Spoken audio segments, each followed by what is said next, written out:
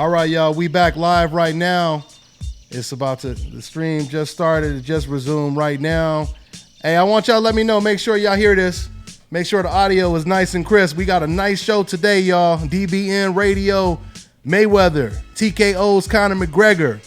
Interstate Fatz is in the building. Hey. BET Friday, what is it? Freestyle Friday. man. BET Freestyle Friday champion is in the building. Las Vegas champion. That's what it is. Hey, you guys hearing us, right?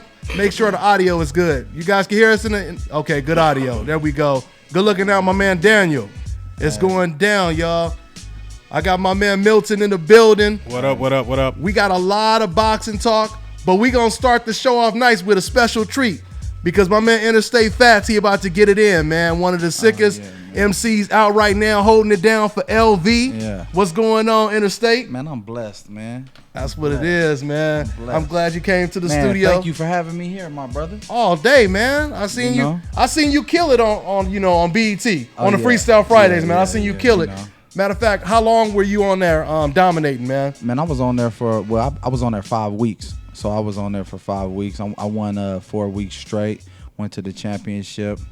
Unfortunately, had a slip up in the championship, you know what I'm saying? Which happens, and still won. Even when I lose, I win, man. So, it was a blessing, That's what's up. And your birthday was yesterday, man. My birthday was yesterday, happy man. birthday on the Mayweather fight. You know what I'm saying? Blessed to be here for another year, man. You know what I'm saying? Absolutely, man. Yeah. Absolutely. So, what other type of battles? I seen you on YouTube doing all kind of stuff, man. What other type of ciphers and battles you been in? Oh, man, I do it all. When anything that's pertaining to like rapping, you know what I'm saying? Like kind of like how like Bruce Lee, anything that pertain to fighting he could do. I kind of do a rapping, man. So I can write a jingle, I can battle, I can write a single. We can get in a cipher. We can rap without a beat. I do it all, man. I just love to rap. You know what I'm saying? I have since I was a tiny tot. That's what's up, man. That's what's up. Well, we gonna let you rip, man, in a second, man. But first things first. So you got an album out, or it's coming out? You just shot a video today, right? Yeah, man. I've been shooting visuals. I'm about to release my debut project. Sometime next month. We're gonna roll it out with a couple of visuals. It's called The Have-Nots. It's a lot of people been waiting on it for a long time. Unfortunately, I was out the way for a minute, and people been staying down just waiting for it. So yeah, that's coming out next month sometime. That's what's up, I had to man. get my business right, man, before I can put it out. You know what I'm saying? Make sure I can see where everything is coming from. I hear you. And once again, y'all, we just giving you guys a special additional treat. My man Interstate Fatz is in the building. Yeah. One of the flyest, dopest MCs out right now, holding it down out here in LV. Born and raised, right? Born and raised. My DNA's under the dirt. Yeah. I like that video you did too. Right down the street from the house over there at the Sports Manor. That's the soil, man. Yeah, you know what I'm saying? Yeah, Sportsman's, man. Royal Manor. Boulder Highway boy. That's dope. That's dope. That's what it is, man. Well, we about to let you get it in, man. So people know it ain't a game. You feel me? Already, man. So I'm going to let him. Once again, this man, he was holding it down on Freestyle Friday on BET. That's where I seen him at. I seen him killing it. And then a couple of days later, I actually seen him over here in the neighborhood out here in LV. And I said, man, I'm going to get him on the show one of these days. And that was like about 6-8 months ago when I had seen you, man. Yeah. So, yeah, man, let's go ahead with no further ado. Once again, we're going to be, of course, talking about the boxing as we always do, but let's go ahead and let my man do his thing real quick. Oh, you want me to rap right now? Yeah, man, we got to get you to freestyle, man. Okay. We gonna it's on you. All right, man. Whenever you ready. Hey. Don't threaten me with a good time. This ain't boxing, but hear these punchlines. I run by, gun high, sunshine. That's the way I shine. Too bright for your eyesight. I might snap this off the top of the cap, like the LV that's on my hat. About to bring Dontaesboxingnation back. Observation from the top, mean the cap, the snow cap. I blow back, they domes crack. They cannot mess with FATZ. He greasy like fat meat on the back street. He be the hardest, regardless. Artists wanna test this. Get the microphone molested. I suggest if you think you about to try to rap, you think twice, cause I'm nice with that. You better think I am like a roll of the dice. I'm colder than ice. This here's a sacrifice. I might show men their mice. A showman on the mic device. I'm like Money Mayweather, boy, I'm nice. Yeah, Money Mayweather, yeah, boy, I'm nice. I'll McGregor you, wear you down, drain your battery. When I come through and start to slaying you, I ain't about to play with you. I'ma feel your power and I'ma show you how I do you. Out of towners on YouTube, I'm like a downer. I sleep ya, keep ya with your brother's keeper. Night creeper, might see the top of the drop. When I come off the top, I don't stop. She does dates, but she hates to get called a hoe. Them white widow nugs looking like a ball of snow. I roll a 3-gram blunt and I watch her smoke. Too bad I can't partake. I'm on parole and no, I'm not free. I'm just out of jail. The police still coming, search through my cell, set me up for failure. I'm winning pussies, licking pussies. My life is like the L word. You ain't gotta look up just to see the stars. It's like the more money you touch, the more it's free of charge. I took my bid on the chin, now freedom's ours. African diamonds, Asian women, European cars. South American soft, made American hard. That go fast, like Mexican tar. I could turn your batch out if I open my jar. Then knock your ass out if you open your jaw. And that's without no boxing training. We out here on Dontaesboxingnation. All day. All day. Hey, That's y'all. what it I'm just is. playing. Yo, get this man a get well card. Hey. DBN Radio, baby. Get him a get well Interstate card. Fatz. This man Hey, is man, we sick. here. This man is Right sick. on, man. Send him a get well card. We got my man Interstate Fatz in the building once Yo. again. He was the champion on Freestyle Friday on BET. You know what I mean? He was doing his damn thing. So I said, man, we got to get him in the in the studio, especially because he out here, born and raised in LV. Born and raised. You know what I mean? Hey, let everybody know what it is, man. Your whole journey, man. Let everybody know, man. If you could just chronicle everything you've been through and how you got to this position. Oh man, I've been through everything that you could possibly fathom, man. I'm from a very fast area section. You know, Boulder Highway. Anybody that's been to Las Vegas, you might know about Boulder Highway. Well, just imagine growing up on Boulder Highway. So you know, I've seen a little bit of everything that you can see. I fell in love with hip hop as a youth. You know, me and my relatives, we were just in the car sliding, listening to a bunch of stuff we grew up on. You know, talking about like the stuff we was inspired by when we was youngsters. You know what I'm saying? And I used to just be able to remember raps real good. And I think that's how I fell in love with rapping. You know what I'm saying? Like, people used to want to hear me spit, like, songs back to them. Or, like, you know, like LL Cool J, when I'm alone in my room. You know what I'm saying? All that. Yeah. And from there, I just started, you know, coming up with my own freestyles. I think I used to freestyle. I used to try to freestyle, like, Too Short raps back in the days. Oh, yeah, like Too Short? Yeah. That's when I He started took it way freestyling. back. I started trying to rap like Too Short, you know what I'm saying? And then just playing with different styles, kind of like a fighter plays with different styles to try to find their own style. So many years of being an apprentice and just playing with all these different styles, I kind of molded my own style and became a master with it, you know. Like that right there, I'm just playing, I'm just exercising, you know what I'm saying? That's just exercise. Off the dome. I don't get to do that a lot because not a lot of cats go off the dome no more. I know. Yeah, I know. saying? They holding up the iPhone. They're holding up their phone. Yeah, they need something up The out BlackBerry. Yeah, we done seen cats do that too. I ain't gonna say no names, but It's so good if you got to hold up the BlackBerry, but yeah, don't call it a freestyle. Right. And then don't mess up when you hold the Right, BlackBerry, right, because we done seen that too. Yeah. Like, hold on, let me scroll back up real quick. Let me. I was taught to make it look effortless. You know what I'm saying? Like, it's not supposed to look like you're trying. You know what I'm saying? Even though they don't see all the hard work and the practice that goes into becoming a master of your craft. Right. I was taught to make it look effortless. You know what I'm Gotcha. saying? So But who would you say is your biggest influence? I knew you just named, dropped Short. a couple. I would say E40, Okay. Tupac. You like them Bay Area rappers, huh? Yeah. Yeah, Scarface. I got, Face. I grew up on Face. For sure. You know what I'm saying?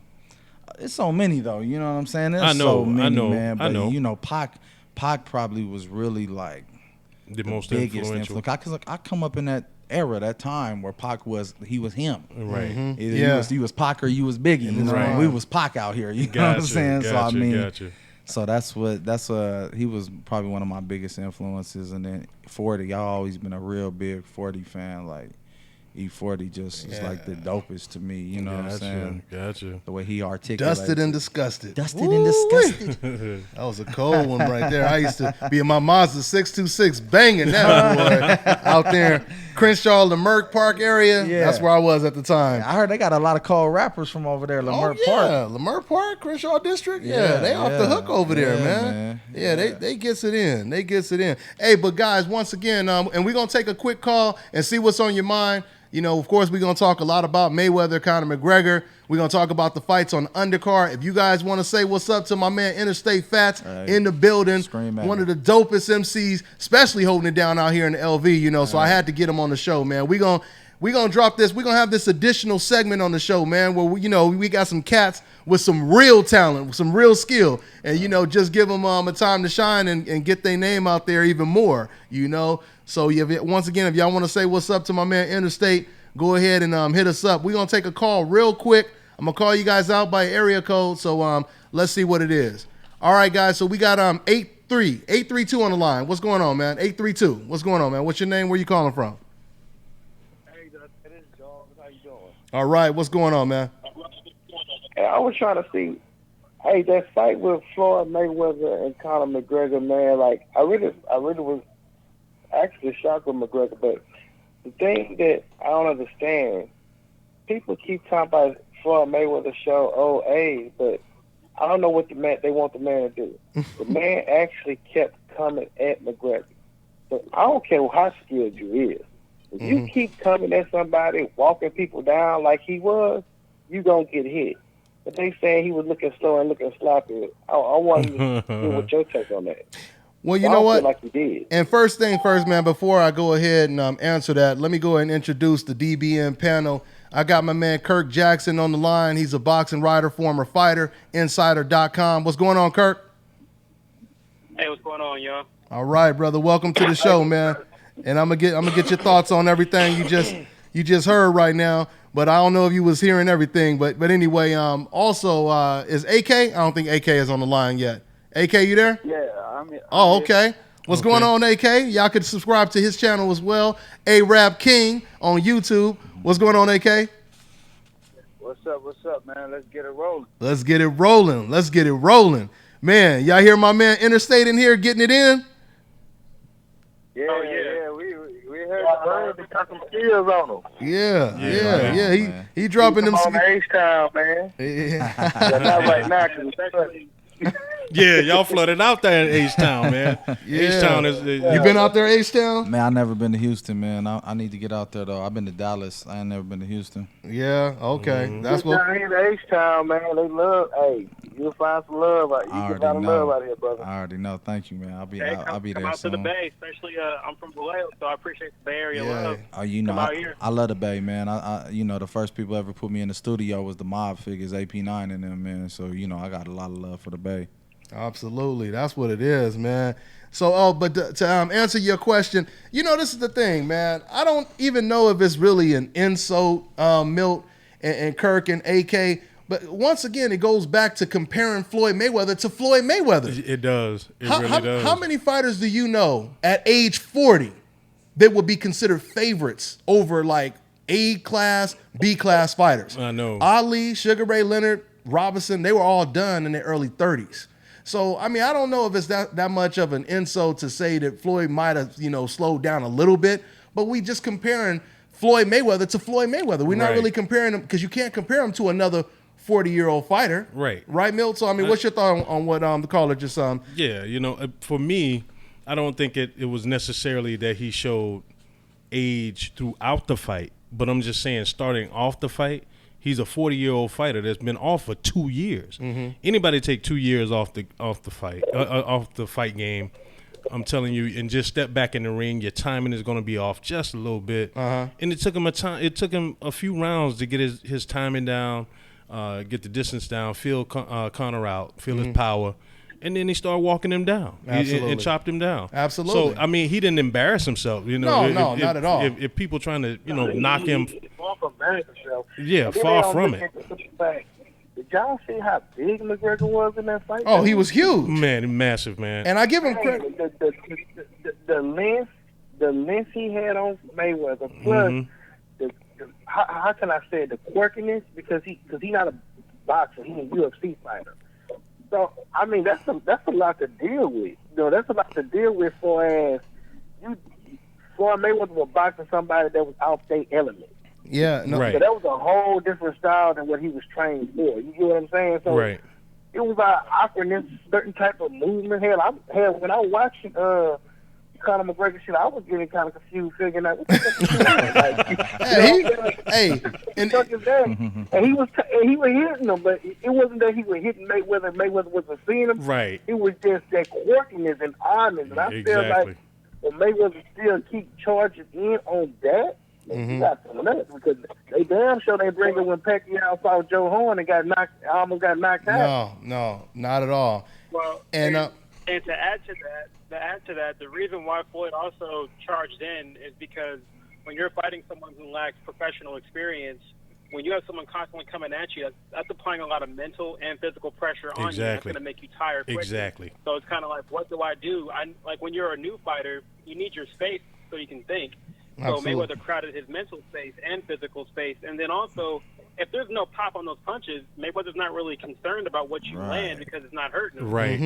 Despite McGregor being so much bigger than him. Absolutely. Because the punches that I Conor. agree with that. And they just give that man so much. I don't know, man. I mean, don't know why people, you know what? I guess what it is, man. When you're successful, they just gotta hate on you. Oh, of course. I mean, the They more. always talk about when they saw McGregor, but they don't say shit about Pacquiao when he saw Jeff Horn. Now he trying to get a read. Nobody even knew who the fuck Jeff Horn was. Yeah. And once again, though. Try to put that shit on pay-per-view. You know what I'm saying? Yeah. You were forced to fight on regular TV because nobody was gonna pay for that shit. No. Absolutely. And once again, we know what time it is at the end of the day. We know Floyd is on the coincidental list because when Conor McGregor was running, as they call it, moving around, when he was holding, can you imagine if Floyd Mayweather did that? Oh, my God, man. Can you imagine? Man, Floyd Mayweather kept his word. Right. Floyd Mayweather kept his word. He said, I'm going to come forward, and he said that it will not go the distance. Right. It was Conor McGregor that didn't keep his word. There we go. Conor said, I'm not moving back. Before the fight, he said, I'm not moving back. He said he not moving back, so we going to see what happens. You know what I mean? Hey, but my man from H-Town. Oh, last thing, was it me or did McGregor look like he was bigger than fucking Golovkin and Oh yeah, he was huge. He was at least 175 pounds, man. I think at least 175, probably 180, probably 180. He looked huge, and I will give Conor credit just for. I do think that for a couple rounds he was doing a good job at controlling distance. Right. He did a good job at doing that because Right. Floyd, you could see Floyd was falling short trying to catch him with them lead right hands. Right. And that was an impressive uppercut that Conor threw, man. I didn't give expect credit where that. credit is I due. didn't expect that. Right. But once again, he wasn't used to them And that deep goes back to deep waters. The awkward fighting style he had. Yeah, But of he course. only landed the uppercut once. After he landed the uppercut. Yeah, but He didn't land it he again. went to the body a couple times, and he was keeping him at bay with that little. I guess he called him the jab with that, whatever the fuck Conor was throwing. He said, whatever you call it, huh? I guess you gotta call it a jab, but whatever the fuck he was doing, he kept a little space with that little jab or whatever. But Hey, but you gotta. But did you like that Tasmanian Devil little spin move he would do, where he would spin around and then start hitting him on top of the head like a drum? Yeah, that was. right, you see how they were trying to hate on Mayweather, talking about why he kept turning his back, dude. He wasn't turning his back. No, we was just talking about that before the show. Yeah. Right. If somebody, that's just like Dontae. If I'm boxing you, right, and I'm already quirky, you feel what I'm saying? Mm-hmm. If I'm constantly coming at you, and you constantly coming at me, but I keep stepping out and stepping around you. Of course, and then he's so much longer. Mm-hmm. So when Mayweather was coming in, it didn't take much for Conor to step to the side and get around him. Because every time he stepped to the side, he kept grabbing him. Yeah, he was around the waist. He's supposed to cover the fuck up, protect your head. Yep. Absolutely. Hey man, but I gotta let you go, bro. We gonna have to get to another call. All right, H-Town? All right, brother. Thank you. Hey, no problem, Thanks man. for calling, bro. No problem. So yeah, my man touched on a lot of stuff. And once again, for everybody just tuning in, I got my man MC, one of the dopest MCs, especially out here holding it down in LV. My man Interstate Fatz. What's going on, Interstate? What's happening with y'all, man? You know, just in here getting to it, talking about a little boxing. You know what I'm talking about? Yeah. That's what it is, man. And he did a freestyle. You guys will see it when we run it back. You know, the video will be uploaded later on, just in case you guys missed it live. But yeah, he dropped a nice little freestyle. And your birthday was on the fight, so I'm assuming you watched the fight, right? Yeah, man, we watched it, man. What's crazy is we was at my partner's house and it was kind of blacked out. Like they wasn't letting him order it. Like he ordered it and it wasn't. Yeah, that's what Floyd was talking about. But one thing I know that happened, Floyd lost a lot of money on that. Floyd actually they prolonged the intro. Getting into the ring, starting the fight. Right. They prolonged starting the fight because Floyd found out that people was having a hard time ordering it, so they stalled the fight until they took care of it. What was happening was that the demand for pay-per-view was so high that it crashed a lot of the servers. That's crazy. They couldn't keep up with the demand. And so it crashed. Yeah, so I had to shoot down Desert Inn to one of my other partners' houses, man. Wow. We watched it on the projection screen. He had it up on the projector and on his wall. So it was dope. It was dope. But yeah, that's what it was. I mean, I know it's going to be a huge. I can't wait to see the numbers on it. You know what I mean? Yeah, the numbers are going to be huge. I mean, because that didn't happen in the Pacquiao fight, did it? There wasn't no crash or anything like that. No. And you know how they kept trying to say nobody wanted to watch this fight. I keep telling people, man. People say that's therapeutic for them. People want to watch. They know it's not true, but it just feels good to say it. And then when they meet other people that hate Floyd Mayweather and they hear them say it, they feel real good. Like, yeah, that's right. Nobody's gonna watch that bastard. But then all of a sudden, everybody turns. Everybody gonna watch it. Look at YouTube right now, man. We can go outside and chunk them in the front yard. Everybody gonna. Everybody gonna. Of course, you want to see the best fighter of our time fight and beat up on somebody who shouldn't have never stepped in the ring with him. That's what it is. You know what gets me the most about this thing though is the stoppage, and everybody's talking about he was tired and. I'm like, well, what was Floyd supposed to do? Give him a breather? I'm like, oh man, I see you. I see like your that's little gas. Like that's a valid excuse to lose or something. I see your little gas, so I'm gonna step back for a second. Right, or the people who try to say, oh, they shouldn't have stopped the fight. What do you mean they shouldn't have stopped the fight? What do you? He was not defending. This is boxing. Like when you're getting punched on and you're not punching back, that can do severe brain damage. So that they have those rules in place to prevent that. Conor McGregor, it wasn't looking good for him. It could have been real bad. He was out on his feet for a long time. Actually, I mean, I ain't gonna lie. I did want to see I want to see him on the money maker. Me too. The Hollywood shot. Me too. Where he just go to the ground. But still, he was out on his feet. He was walking. He was dead man walking for a long time. Unfortunately, Conor couldn't last that long. Well, he wanted a way out. Yeah, I saw that. I said that same thing, Kirk. And Kirk, it's interesting because I think AK sent me the link. I think AK actually you sent me the link. You remember that link you sent me where it was Conor McGregor's sparring partner, and he was saying the biggest problem that Conor's going to have is he can't hide when he's hurt or when he's tired. You remember that, AK? That interview? Yeah, I remember that one. And that's exactly what we seen, right? I mean, he couldn't hide it, and when he reach out for a clinch, he don't do it. It don't look like an accidental clinch. He don't fall into it. He reach way from over here and be like, "Hurry up, get over here." You know what I'm saying? he didn't know how to. He's not a good actor. Yeah. He's not a good actor. But you were in the building. Yeah, he definitely don't have a poker face. No. So as soon as he got hurt, Floyd was able to tell, and he jumped on him. And if they didn't stop the fight at that moment, he would have been knocked out cold. No doubt about it. And do you think that comes with like familiarity of being in the ring, being a boxer? Because that's like one of them things where like this dude's not a boxer. Now he's in the ring with the best boxer, and he's not familiar with those little attentions to detail, the nuances that you like clinching, for instance, or being able to hide your clinch or being able to recover. Like it didn't look like he knew how to recover from some of them punches that Floyd started landing on him. 6th, 7th round, Floyd started turning it up on him. Bing, bing, bing. And psychologically, Interstate, he just basically drained him. He did. He walked him down, and you could just see it was getting to him more psychologically than physically. Yeah. He's like, like, man, this dude walking through my best punches. He keeps coming forward. It's only the 6th round. Right. I remember kind of looked up at the clock like in the 3rd round. He did. He threw like a little combination, and he looked at the clock like, damn, it's about 8 more rounds. He looked like me at CrossFit. He looked like me at CrossFit. I got 15 more seconds of this shit.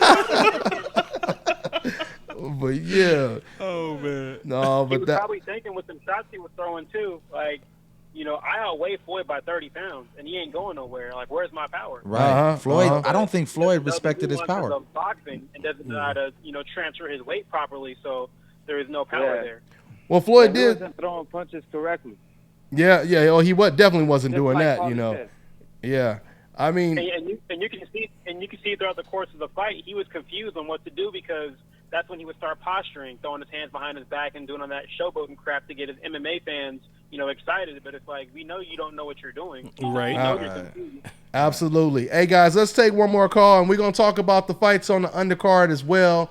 And we're going to talk about just everybody, reacting to the news and everything. We definitely got to get in some Tank Davis. Oh, yeah, some Tank Davis. Everybody talking about that fight, man. Everybody. I got a lot to say about that, too, so we'll talk about it. Let's go ahead and take another call real quick. Once again, guys, I got my man Interstate Fatz in the building. One of the dopest MCs out here, man, holding it down in LV. He dropped a freestyle for us, and just in case you guys missed it, come back and watch it later on, okay, guys? So let's take another call. We got 516. What's going on? What's your name? Where you calling from, man? Yeah, what's up, Dante? It's Mustafa from New York. What's going on, man? What's good? What's on your mind? Yeah, good. I'm just real quick. I guess about the fight last night. I think, honestly, I wanted Mayweather to knock McGregor out so bad. But you know what? Honestly, I think after last night, I kind of feel like a lot better that he didn't, and I give McGregor a lot of props, actually, after last night. I think he actually did really good for his professional debut. Nobody really takes their professional debut on a 12-round fight against a champion. So against the best in the last 25 years, but, yeah. Go ahead. Yeah, definitely. Yeah. But anyways, on top of that, by the way that Floyd looked last night, he's 40 years old. I don't know when people are going to start giving Bernard Hopkins his props, man. Honestly, I think to me, he's probably one of the greatest fighters of all time, and he's never mentioned in that conversation, and I have no idea why. No, I want to know what you guys think about that. Look, in reality, he went to jail and came out of jail, had no time to go amateur or nothing, never went to the Olympics like Roy Jones, like Mayweather, never had that amateur experience. He comes into the pro game and demolishes everybody. Yeah, he lost to Roy early in his career, but like I said, he had no experience during that time. And then he went all the way up, captured 4 belts at almost 40 years old, kept them, and then he fought damn nearly everybody in their prime, actually, undefeated fighters in their prime. And nobody ever gives him his just due. I think they are giving him his credit. I think they are giving him his credit. Though when you look at lists him as the best. Nobody ever lists him as the best. ESPN has him. Did you look at that list? That list, Milt? No, I didn't peep it. You haven't looked. It's ESPN, and they kind of. We can't really rely on them. But since they are so biased, and if they do give certain fighters credit, then you got to take it for what it is. What it's worth. But I believe, hey Kirk, Bernard Hopkins, he's on that. Where is he at on that list? On ESPN's bias list? Like number 4, something like that. They have him at number 4. He's in the top. He's in the top 10, I think. I think he's like top 5. He might be 4 or 5. But I don't really consider ESPN valuable. That's my point. It's not reliable, but but look, Dante, look, real quick. Mayweather is honestly, to me, I think he's probably the best boxer ever. He's not the greatest ever, but he's the best ever. Honestly, I think Bernard Hopkins should be in the conversation of the greatest boxer ever. Because to accomplish what he did, even those losses that he had in his 40s, let's say had he have had that same amateur background, Olympics, all that stuff, came into the pro game the same way these other guys did, I'm sure he would have not had any of those losses if he would have fought those guys in his prime. But he trained prior to going to prison, and then he also he was an amateur. While in prison, and he was on pace to be on the Olympic team. He just got locked up. He had to. saying. Yeah, he locked up as a teenager, came out when he was 23 years old. Yeah, and so he boxed as an amateur before he went into jail, before he went into prison, and then he came out, and he resumed his career. But let me just say this, though, when it comes to Bernard Hopkins. No, once again, Bernard does get a lot of credit. He is considered one of the greatest out there, top 10, wherever you want to put him. He is in the conversation, but this is the difference from Bernard Hopkins and Floyd Mayweather. The difference is Bernard Hopkins, he could not adjust to every single style he was in there against. I mean, for him to fight Jermaine Taylor, right, lose to him the first time, come back and lose again, that means he had an opportunity to go back, do the homework and adjust, and he still had problems with him. There were certain styles. There were certain styles. Well, let me just say this. Hold on. Let me say this, though. With Floyd Mayweather, though, no matter what you want to say, no matter what you think about him personally, with Floyd Mayweather, he's going to find a way to win no matter what type of style you have. If you're a boxer, if you're a mover, if you're a wild, aggressive fighter, he will find a way to win. And even if it's a close fight, like the Castillo fight, Floyd Mayweather, what did he do? He came back and he won the rematch easy. Right. Bernard Hopkins couldn't do that in rematches. And I think that's the difference if you're comparing the two. But go ahead, man. Right, so let me just ask you a question real quick, because you mentioned that whole Taylor instance. Mm-hmm. Now, he fought Taylor when he was 40 years old. Uh-huh. Saying Taylor was undefeated at the time and a fast boxer. Now, let's say Mayweather, the way he looked last night, Mayweather's 40. You know what I'm saying? Had gone up against somebody like that. You see what I'm? Do you see what I'm trying to go with? No, I see. Who, like Thurman or something? Who? Because Bernard Hopkins. Yeah, you get good point. He know how to adjust style. Well, like I said, he's beaten more skillful fighters than. But see, this is the thing. Bernard Hopkins was at his best at 40. He was at his best at 40, right? Even if you say now, when it comes to Floyd Mayweather, for example, when he fought against Canelo, he was at 38. I mean, it's not that much of a difference. He was 38 when he fought against Canelo. Canelo was 14 years younger than him. Canelo was 20 pounds bigger than him. Jermaine Taylor wasn't 20 pounds bigger than Bernard Hopkins. And Floyd, there's nobody, I mean, if you really think about it, there's nobody right now. Matter of fact, there's no one in history when I think about it that was close to 40 years old beating someone like Canelo, 20 pounds bigger than them. Matter of fact, Floyd is so good that they basically said that he had too many advantages over the young guy. How crazy is that? How does a man 38 years old have an advantage over a 23-year-old guy w's bigger at a higher weight class? What's that? Mayweather's amazing. That's my point. That's my point.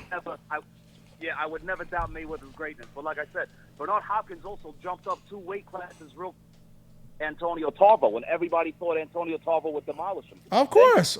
Yeah, and he won the fight. Let me tell you, I agree with you when you say that he belongs in that conversation. Me too. He belongs in the conversation.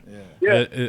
He beat Winky Wright when nobody wanted to fight Winky Wright. Yeah. He beat Winky Wright. Yeah. You see what I'm saying? And Winky schooled Winky Jermaine. Wright moved up in weight, and he was also on the downslide too. So it wasn't like that was a prime Winky Wright. Not to nitpick, I'm just saying. Right. But it wasn't a prime Hopkins either. You see what I'm saying? Yeah, I agree. I agree, and I think Hopkins is one of the best fighters to ever do it. Mm-hmm. Yeah, I mean, but like I said, I don't think he gets the credit he deserves. And like I said, he has faced more skillful fighters, in my opinion, I'm talking about, than Mayweather has.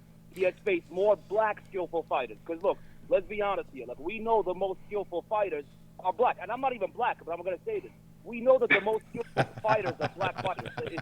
There's no debate to it anymore. And he has fought more of those people than Mayweather. Well, I don't know, because when Shane Mosley, when he knocked out Margarito, I remember biased ass Grand Wizard Jim Lampley, him basically saying before that, he said if Shane Mosley knocks out Margarito, he will be the #1 welterweight in the world.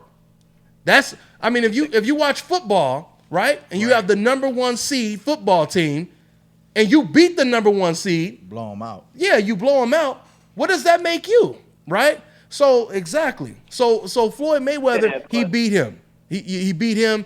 Of course, he beat Zab Judah. But if you just look at Shane Mosley alone, Shane Mosley has a better resume than almost, if we talking about black fighters since you brought it up, he has one of the best resumes there is right now. You know? Yeah, but so, he was done at that time. He had already lost to Cotto. He had lost to a few. Yeah, but that's like a football team losing last season and then they come back the next season and they go to the playoffs, right? I mean, that's what he did. At that point, he was 40. He was 40 years old. But he still beat the number 1 seed though. Okay, I have a question though. So, but with Bernard fighting more black fighters and fighting highly skilled black fighters, how many victories against these top skilled black fighters does he have? Because he lost to Jones, he lost to Chad Dawson, he lost to Taylor. Right. He Okay. beat Wright. He beat Pascal. How skilled is Pascal in the long scheme of things? Like, I mean, well, Pascal did beat Dawson. You see what I'm saying? And he okay. And actually, he beat Dawson when Dawson was on the pound-for-pound list. He's the one who took him off of the pound-for-pound list. And then he beat John Pascal. And I think, like I said, that if he was younger, he wouldn't have lost to Dawson. He wouldn't have lost to Calzaghe. He probably wouldn't have even lost to it's kind of hard to... I will say this. One of the things that kind of... Like I said, he fought Roy Jones very early in his career is what I think. And I think he didn't have the experience that he needed to fight someone like that. Yeah, but we're talking about a lot of... Roy Jones regardless, though. He would have lost to Roy Jones regardless, no matter when he fought him. Roy Jones in his prime will beat anybody. Yeah, that's Hopkins is good, but Roy Jones is a different level. Bernard was a master at adapting to styles, I think. Like I said, he was a master at he would make people look foolish. He had problems with boxers, bro. He had problems with boxers. Roy Jones fought him when he was a champion, and Roy Jones, I think his right hand was broke or something like that. I mean, he broke his right hand or something, and he still wanted to fight with one hand in a dominant fashion. It wasn't like the most entertaining fight, but he still dominated the fight. And Bernard Hopkins, like I said, was the champion, and Roy Jones was a challenger. So if you're the champion, you should be ready to fight anybody. So, I mean, Absolutely. Roy Jones in his prime, in my opinion, Roy Jones is one of the greatest fighters of all time, and Hopkins is too, but Roy Jones is just higher on that list. And Floyd Mayweather, if you're going to come, I don't know what you're trying to say, but if you're trying to say Bernard Hopkins is a better fighter than Floyd Mayweather, then I highly disagree with that, because we all know Floyd Mayweather is a better fighter than Bernard Hopkins, and he proved it. He proved once again. He proved it by dealing with adversity and winning, no matter who he was against. But once again, Bernard is in the conversation. But no, I mean, Bernard, he always had problems with boxers. It wasn't just Jermaine Taylor, and it's hard to have a debate when we using all type of speculation and we saying like if Bernard would have did this. We don't have to say if with Floyd. We don't never really have to say if with Floyd, because he's always won these fights. Right. And there was a lot of those fights he wasn't supposed to win. Diego Corrales. Diego Corrales, he was an underdog in that fight. People forget that. Man. And he abused Chico. Chico. So tell me real quick, who, if you're like, let's say 10 years from now, who are we gonna look back to and say this was Mayweather's greatest win? There's a lot of them. A bunch, yeah. Yes, you got. I mean, you got Corrales, you got Pacquiao, you got the Canelo Ricky win. Hatton. You got Ricky Hatton, who was They were talking about Ricky Hatton he was considered, and Ricky Hatton had just knocked out Kasazu, who was number 3 pound for pound at the time that he beat him. Who had just knocked out Zab Judah. I know what you're saying, but I'm saying as far as Hall of Fame though, like we know that Manny Pacquiao. We're talking about Hall of Fame. If you're beating pound for pound fighters, what do we always talk about today? We talk about who's on the pound-for-pound list. Right. You know how many fighters Floyd Mayweather beat that was actually on that list when he beat him? Yeah. Not too many fighters today have beat multiple fighters on the pound-for-pound list, outside of Andre Ward. And multiple Hall of Famers, too. Yeah. The list of multiple Hall of Famers. Famers. They all won titles. Yeah. A lot of them were champions long time after Floyd beat them. Right. So, and we seen them struggle. Look at Corrales. Corrales against Castillo. How they went back and forth. Floyd beat them both. He beat them both. He beat them both. But like I said, but our pound for pound list is not the same as everybody else's pound for pound list. You know what I'm saying? Like, that's true. I see what you're saying. Like I think Alexander Laura maybe could belong on a pound for pound list, but he's not there because he don't fight like that. Well, yeah, I mean he doesn't really have the resume yet either, though. I mean, I tell. Which could change after October 14th. Yeah, he's going up against Laura. Yeah, but he's fighting Gausha. But Goucher. And then after that, it's supposed to be Charlo. Andrade. Andrade. It's supposed to be Andrade after that. Which that would be huge. Yeah, that would be. But bro, I really got to let you go, man. We got to get. Hey, you got to call in again. I mean, I would love to do the whole show while I'm talking about this, but we got to talk about this undercard and everything. Great conversation, good stuff. What's your name again? Mustafa. All right, Mustafa. Hey, man, go ahead and call in again, man. We'll get it cracking on the next one. All right. Yeah. All right, thanks, man. Good talk. All right. Yeah, great, man. All right, my man Mustafa, man. Once again, Interstate, man. My man Interstate Fatz is in the building. Hey. Once again, for everybody who just tuned in, he came in and, just blew it up when it come to freestyling. He freestyled. He was the freestyle champion, Freestyle Fridays on BET. That's where I seen him and was killing it. One more time, let him know, man. How many battles did you win on Freestyle Fridays? I won 4 on there, man. Interstate Fatz, man. Just type in FATZ on your YouTube. You can catch up with me, man. I got a whole bunch of stuff on there. Spend a whole day checking me out, man. That's what it is. Open. Is it unlocked? Make sure it's unlocked. Is it still okay? Yeah. Yeah, man. Well, we gonna go ahead. I'm gonna go ahead and let you get up out of here, man. But once again, sure, man. Appreciate you having me, man. Yeah. Oh, no doubt, man. We gonna get you back in here, man. We gonna definitely get you back in here. So here, let me go ahead. I'm gonna just throw that back on there, just real quick, man. Give us another 60 seconds or something, man, before I let you out the building, man. I broke her pockets. I restitution her. Bernard Hopkins. I execution her. That's off the top when I drop it. They looking at your boy like he ain't stopping. He going, flowing off the dome and dropping shit like a colon stolen. No, I knock him down fresh up out the pen like I'm bowling. Never rolling, nothing that's stolen. I got my own shit. Oh yeah, I'm owning. And if your bitch looking at me, then I'm boning. There ain't no cloning. This unclonable, untonable, unforgettable. This is the hard shit that I spit from the top shit. Yeah, off the top I go off a topic since we talking boxing. Well, let me think about this box then. Now let me think outside the box then.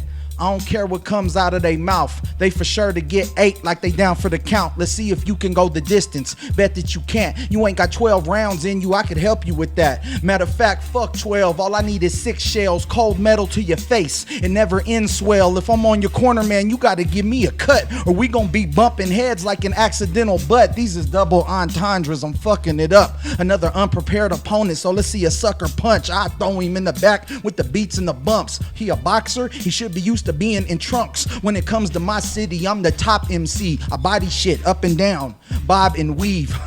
Listen, I will not leave. No, and I don't talk to cops. You know the score just by looking at the comp you box. You better stay up out the way when I drop on spot. I'm non-stop. East side felling off top. Interstate Fatz. Go ahead and type it in. DBN Radio. Hey. Interstate Fatz. Interstate Fatz, man. That's what's up. Was killing it on BET Freestyle Friday, and we got him in the studio, man. We love it, man. Hey, let them know what it is, where they can follow you. Man. They can get all the info. They can check out all your videos, everything, man. Hey, man, everything Interstate FATZ. You know what I'm saying? Instagram, Facebook, YouTube, Interstate FATZ, man. I got an album called Have Nots dropping. It's about to go crazy. You know what I'm saying? That's going to be on iTunes, Spotify. That'll be up there the next month. You know what I'm saying? Go on YouTube for now and type in FATZ and just catch up on the movement, man. You know, if you like hip-hop, you ain't going to be disappointed. Y'all heard it from my man. Good looking out, fam. Hey, thanks for having me, man. Man, thanks for coming to the studio, man. I appreciate it. And we're going to be checking in on you every once in a while. Oh, man, do that, man. Yeah, we going to keep it going, man. We got to keep this going, man. Check out these podcasts, man. Get on. I love boxing, man, you know. That's what's up. And once again, happy birthday. Your birthday was yesterday. Happy birthday, man. Thank you, man. So, shout out to everybody tuned in right now, man. Y'all have a blessed day. All right, man, we're going to go ahead and let my man Interstate Fatz get out the studio, and we're going to talk about the undercard and everything, man. So we're going to take just a quick little break real quick, like a 1-minute break, let my man out, and we're going to get it right back in. All right, y'all? That's what it is. Hold on, y'all. Yes, sir. Yes, sir.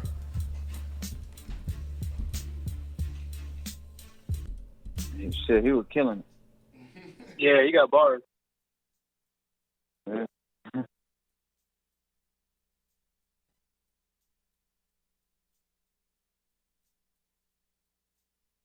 He was using boxing references and shit.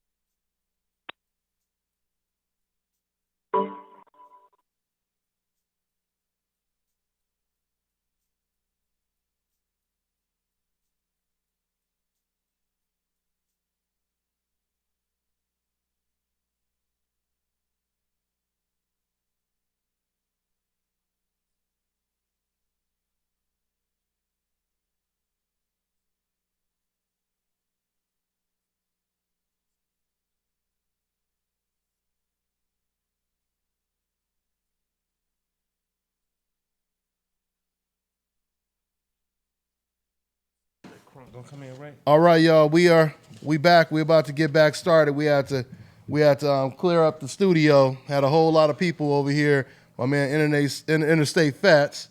That's what it is, man. Let's go ahead and get this in and get back to what we do. Okay. All right. Okay, AK, you guys there? AK, Kirk, you there? Yeah, I'm still here. Yeah, Okay. we're here. All right. So What let's up, get what back. We just had, once again, y'all, we just had my man Interstate Fatz. He was a Friday freestyle or Freestyle Friday on BET. He was a champion. He was killing it. He was killing it. 4-time champion Yeah. on BET. You guys can catch him on the internet, on YouTube, doing all kind of ciphers and freestyle battles. Dude, pretty dope, man. So let's go ahead and get back into this card. Milton, let's go ahead and talk about the undercard, man. Yeah, I've been. I guess we can go ahead and start with the elephant in the room, Tank Davis. It's unfortunate, man, that he missed weight and lost his title on the scale, which I think is significant. It's surprising, man. It is extremely surprising. And what I was trying to find out was like, whether or not, because I did hear Jim Gray ask him, someone told us you were battling a cold, this week, and maybe that affected him, but he said no excuses. He wasn't making any excuses or anything. But from what I understand and what I've been told, that no, it was not a cold. It was like he just kind of lost focus for a second and came up short. Yeah, and because I heard I did an interview with Mike Stafford, and he was like saying that I saw that Javante need a reality check and everything. I mean, we just hoping, man, all that talent don't go to waste. I mean, hope not. I was a little distracted. I was actually on the phone when he was fighting, but I was watching it, live when I was actually on the phone, and I was just trying to catch everything. It looked to me from where I was watching that he came out trying to knock him out. And it looked to me like once Javante realized he couldn't knock him out, he said, okay, I'm going to just go ahead and box him. Right. And then later on, he went back to trying to knock him out. I mean, I thought it was a good performance. It wasn't his best performance. I will say he got the job done. It was kind of controversial because they were saying it was a rapid punch, but I don't think that he really it was an intentional punch behind the head. What happened was, Tank caught him with, I think it was with a hook. Mm-hmm. And it rocked him early in the round. I'm talking about that was a vicious punch, man. It rocked him, and Fonseca kind of started reeling backwards towards the rope. And at some point, Tank caught him with a left to the body, and then with a right up top. And Fonseca turned around, and then as Tank was throwing, again, I want to say it was an overhand left. As he was throwing again, he didn't even catch him with the knuckles to the back of the head. It was kind of like a glancing blow to the back of the head, and Fonseca was trying to take advantage of it. You know what I mean? In my opinion, he was already hurt, and he knew he had already felt that power, and he wanted to find a way out. That's what it looked like to me. Mm-hmm. But it wasn't Tank's best performance, but he got the job done. Yeah, he got the job done. I mean, he didn't look vulnerable. I mean, he didn't look exposed at all.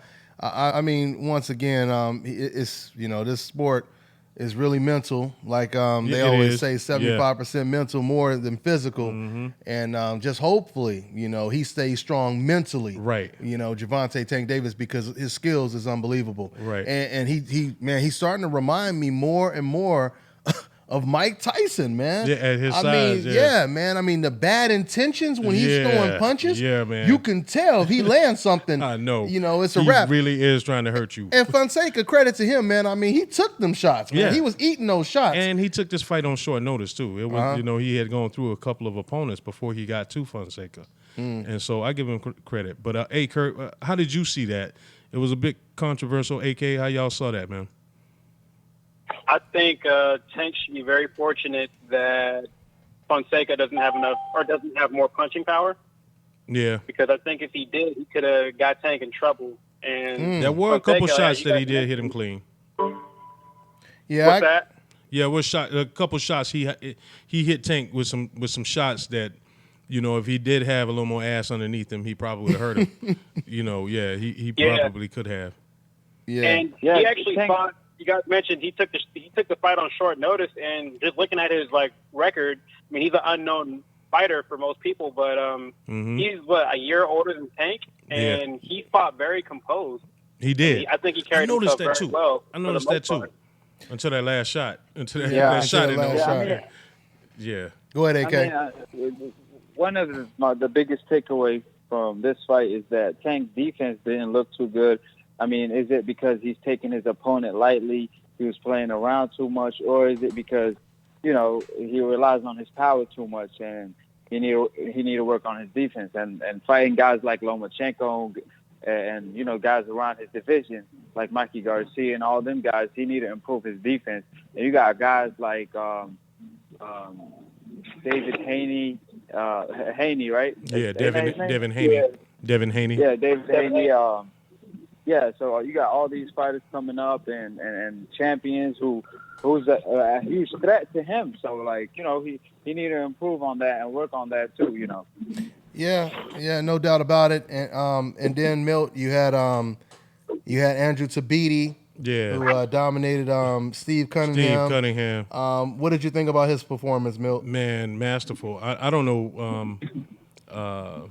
We're gonna take a call in a minute, guys. We're gonna take a call in a minute.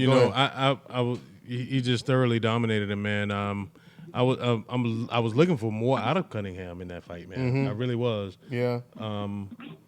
I just it's almost over when you used to outboxing people yourself, right? And you getting outboxed, man. Just it made him look almost flat-footed in that fight. It really did. Andrew made him look like a flat-footed.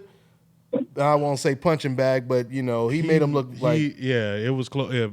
Close, huh? He thoroughly dominated him, and I've only seen Tabiti fight maybe one or two other times, man, and I see him really stepping up. You know what I mean? And looking like and they got. I hate to change the subject, man, but they have the that Super 6. It's not the Super 6. What do they call it? Super 8, right? Super 8. The Super 8 tournament going on.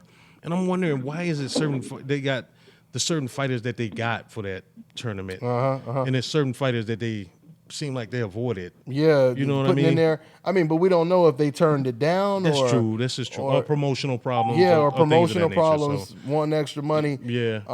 Which division you talking about? Because we got a couple. It's super cruisers 8s, right? and cruiserweight. The cruiserweight, super middleweight. Tabiti wasn't in that. He wasn't. And matter of fact, we were supposed to. I forgot. He told me something about that, but I don't know if he wanted to talk about it too much though at the time though, because everybody was asking how come Tabiti wasn't in that tournament, right? So. But but congrats to Andrew Tabiti. Yeah, he gets the W, and yeah, man, that's pretty much what it is. Because I think that he would definitely win that tournament, man. Yeah, yeah. Man, it would be a great tournament. Of course, I think what's his name, Usyk. Usyk is probably the favorite. I say he's the favorite, man. But Tabiti would definitely, Tabiti would have a chance of winning the whole thing, though. I think he would probably beat Usyk. I think he can, man. Usyk he looked vulnerable in that last fight. He won. I forget who was the kid, man. He was a fighter from out here. The American that he fought? Yeah. No, the Cuban. No, I'm getting these Middle East. Howard? Not Howard. These European fighters mixed up. Not Kirk's boy. You ain't talking about. Who was the last person that Usyk defeated, man?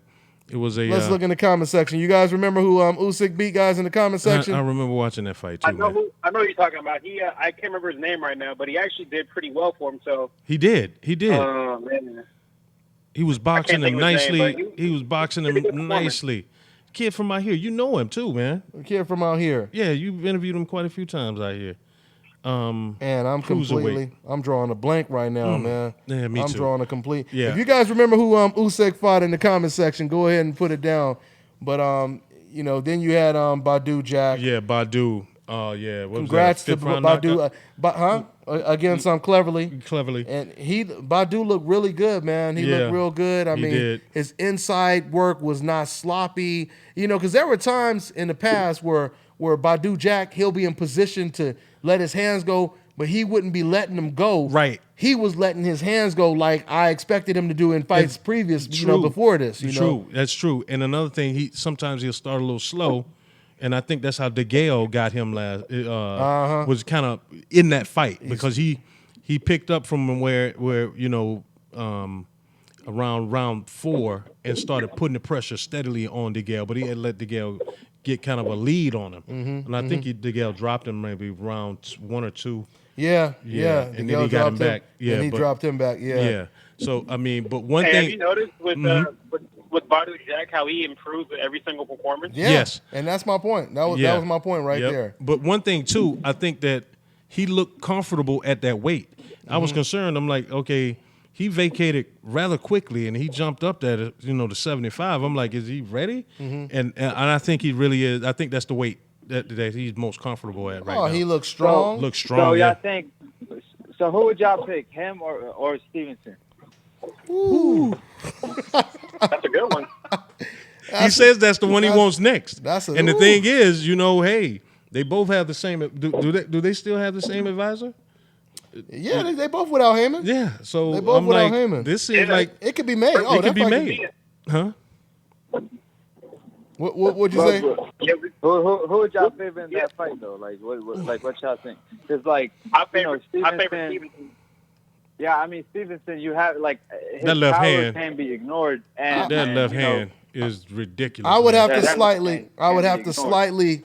I mean, and Jack is my boy, but we just talking boxing. We're just talking boxing. I would have to slightly lean towards Adonis in that one, man. I mean, but man, he been the Cinderella man. If he were to pull off that win, that would be unbelievable. But yeah, man, Adonis his inside game improved too, man. When he fought against Top Dog Williams, his inside game surprised the hell out of me. That short left hook, man, was oh my God. Yeah. Oh my God. Hey, man. let's take another call. We had these guys on hold, a lot of people on hold for a while, so let's take a quick call real quick.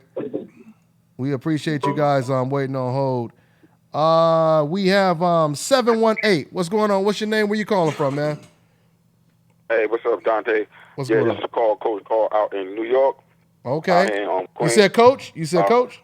Yeah, Coach Call. Okay, what's going on, Coach Call?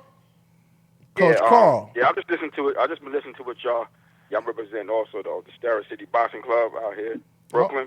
Okay. Brooklyn, yeah. That's what's up. You be listening to everything. You be at the national tournaments? Real quick, you be at the national tournaments? Yeah. They, them kids, they doing their thing, moving around and stuff like that. And I just listening to everything y'all was speaking on because I got on kind of late, since y'all was already on. Okay. And as far as the undercard fights, like Tabiti, I like the way he fought last night. He was fought a real good, patient, smart fight. See, I know S.S. Cunningham. That motherfucker's strong. Excuse my French. Mm-hmm. Oh, that guy's a strong puncher. He's strong. Right. And I think that, Floyd Sr., he's a great strategist.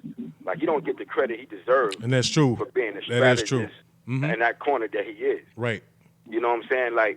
And if you notice all his boxes, all those guys work great behind that left jab, setting everything up. Mm-hmm. They step around, got good footwork. Their hands are well placed. So he knew what he had to do in terms of just boxing him, but yet being cautious enough because of that big right hand. You got to remember, Cunningham moved up to heavyweight and he knocked down Tyson Fury. Right. Yeah. Tyson Fury's 6'9". Yeah. I was going to say that's a big man. So he can punch. So he fought a brilliant fight using that jab. He kind of reminded me of Larry Holmes a couple of times with that jab to the body and that jab to the middle chest and that right hand over the top. Yeah. That was a thing of beauty. It is. Was a thing of absolute thing of beauty. So, I'm looking at this kid. He got a lot of talent, man, and he got one of the absolute best trainers in there. Because like Floyd Sr., like I said, as far as his boxing mind, he's a real good, strategist in terms of what's actually going on in the fight at that time. Absolutely. You understand what I'm saying? A lot of trainers, they have a set notion coming into a fight. But part of the reason why Floyd Mayweather Jr. can make them adjustments is because his pop. Mm-hmm. His pop mind is set in a mode where he can make quick adjustments, and he just translated that into little Floyd, and that's why Floyd got that type of mind that he has as well. So that kid, man, like I said, I'm ready. He was that fight I really wanted to see because, you know, I like Tabiti. Like I see a lot of the work with him and Floyd, you know, the pad working in the gym. But I know, you know, Cunningham is a big, strong dude. He is, with a lot man. of experience. He really is. And this is that type of fight that he needed. You know, Coach. You know, that needed to take him to that next level. He gonna be a problem in that division. He is. My word. I believe He's gonna it. be an absolute complete problem. And as far as Lil Tank, you know, I know he was a little off, and I'm hearing different things. So I heard your partner say he heard some things. Yeah. You know, as opposed to him just being a cold, it just being a cold. Right. But he was a little off. But you know, the kid is highly talented, and I'm sure Floyd got a lot invested in him. You know, in terms of him developing into a potential star. So I'm sure, you know, he'll be able to help him get on the straight and narrow. I think so too. In terms of, you know, what he need to do, because he's a young fighter developing, great talent. You know, like a lot of people are looking at him in terms of such a big puncher. What really gets me more about him than anything else is his speed and his reflex. Yes. That's what he reminded me of Mike. Impeccable Mike Tyson talent. what made Mike Tyson one of the most unique heavyweights was not. Larry Holmes told me when I was talking to Larry Holmes some years ago. He said what made Mike Tyson different in comparison to somebody like Ernie Shavers he fought. He said he just was so darn fast. Reflexes. Before I had a chance to react to the punch was already on me. So that's what he kind of reminded me of more so when I look at, like I heard you make the comparison to him to Mike. That's what it really, you know, the comparison is more clear in terms of that. And I think in time, you know, they continue to develop him, and you know he need more fights. You know, that's the key. Like he needs to stay as active. he get more fights, right? He's going to as he be more active. Because that's the difference between boxing and back in the days. You know, like you be hearing people talk about like the great fighters of all time, and if you think about somebody like Sugar Ray Robinson, for instance, Sugar Ray Robinson fought 27 times in his first year as a pro. Wow. Can you imagine that? Yeah. Like, 27 times. It took our Sugar Ray from our era 3 years to get 27 and 0. You I know what understand? you mean. But Sugar Ray Robinson turned pro, and in his first year as a pro, he had 27 fights. Like that's like unheard of. You can't even. Oh yeah. So the experience factor. He had 180 fights total, right? Or Yeah, something like that. Something like that. It was some ridiculous number. Because his amateur, he was 85 and 0 as an amateur, and then he won his first 40 as a pro. And everybody was talking about the weight thing. Like that's something that's an old part of boxing. It's been done. He fought. My father gave me a boxing almanac when I was a kid, and I looked at the weights, and they had the fights between him and Jake LaMotta in there. One of those fights, Sugar Ray Robinson was 144 pounds, and Jake LaMotta was 159. And it was a fight that Sugar Ray won. Not one of the fights, because not the one that he lost. It was the one that he won. Right. So that's an old thing in boxing. Like, you know, matter of fact, when I was fighting, when I fought, you know, Grant Elvis Phillips was my manager. I talked to him the other night because he was down there with Floyd, and you know, everybody talking all this stuff about McGregor. And you see how big McGregor looked in that ring, but I was like, it's irrelevant. Right. Size don't win a fight. Right. It never does. Because if you had a man like Joe Louis at his best was anywhere between 198 pounds to 200, a little bit more than 200 at his best. And he was beating big men in our era today. Right. So, like, when they asked Joe Louis before he fought Primo, when I read his autobiography, one of the reporters asked him, you know, he's a kind of big guy. You kind of scared? He's like, his weight don't win the fight. You know, and that's the truth. It's the absolute truth. It doesn't matter. Because when Floyd beat a more talented fighter than Conor McGregor, like Canelo Alvarez was almost at least 20 pounds heavier than him. He was. He's far more skilled than Conor McGregor is. Absolutely. You understand? So at the end of the day, the name of the game is boxing. And people can say what they want about Floyd Mayweather, but in this recent era, ain't nobody do it better than him, man. No. You got to remember, Floyd Mayweather came out of the Olympics at 125, went to 130 early in his pro career, and he's fighting as high as junior middleweight right now. Right. So you got to give him his due. You know, everybody just want to hate on him, but they don't like to see nobody as successful, especially when you black. I hate to say it, but that's just what it is. That's just what it is.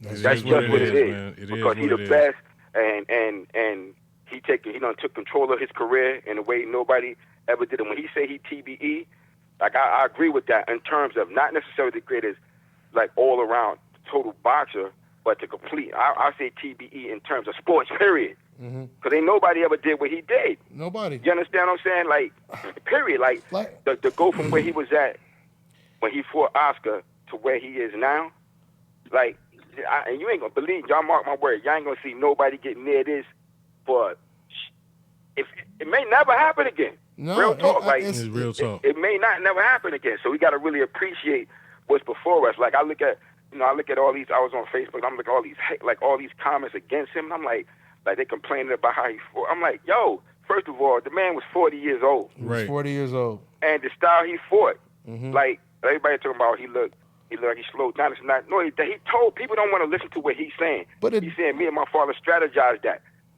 He walked towards forward. That's not his normal style.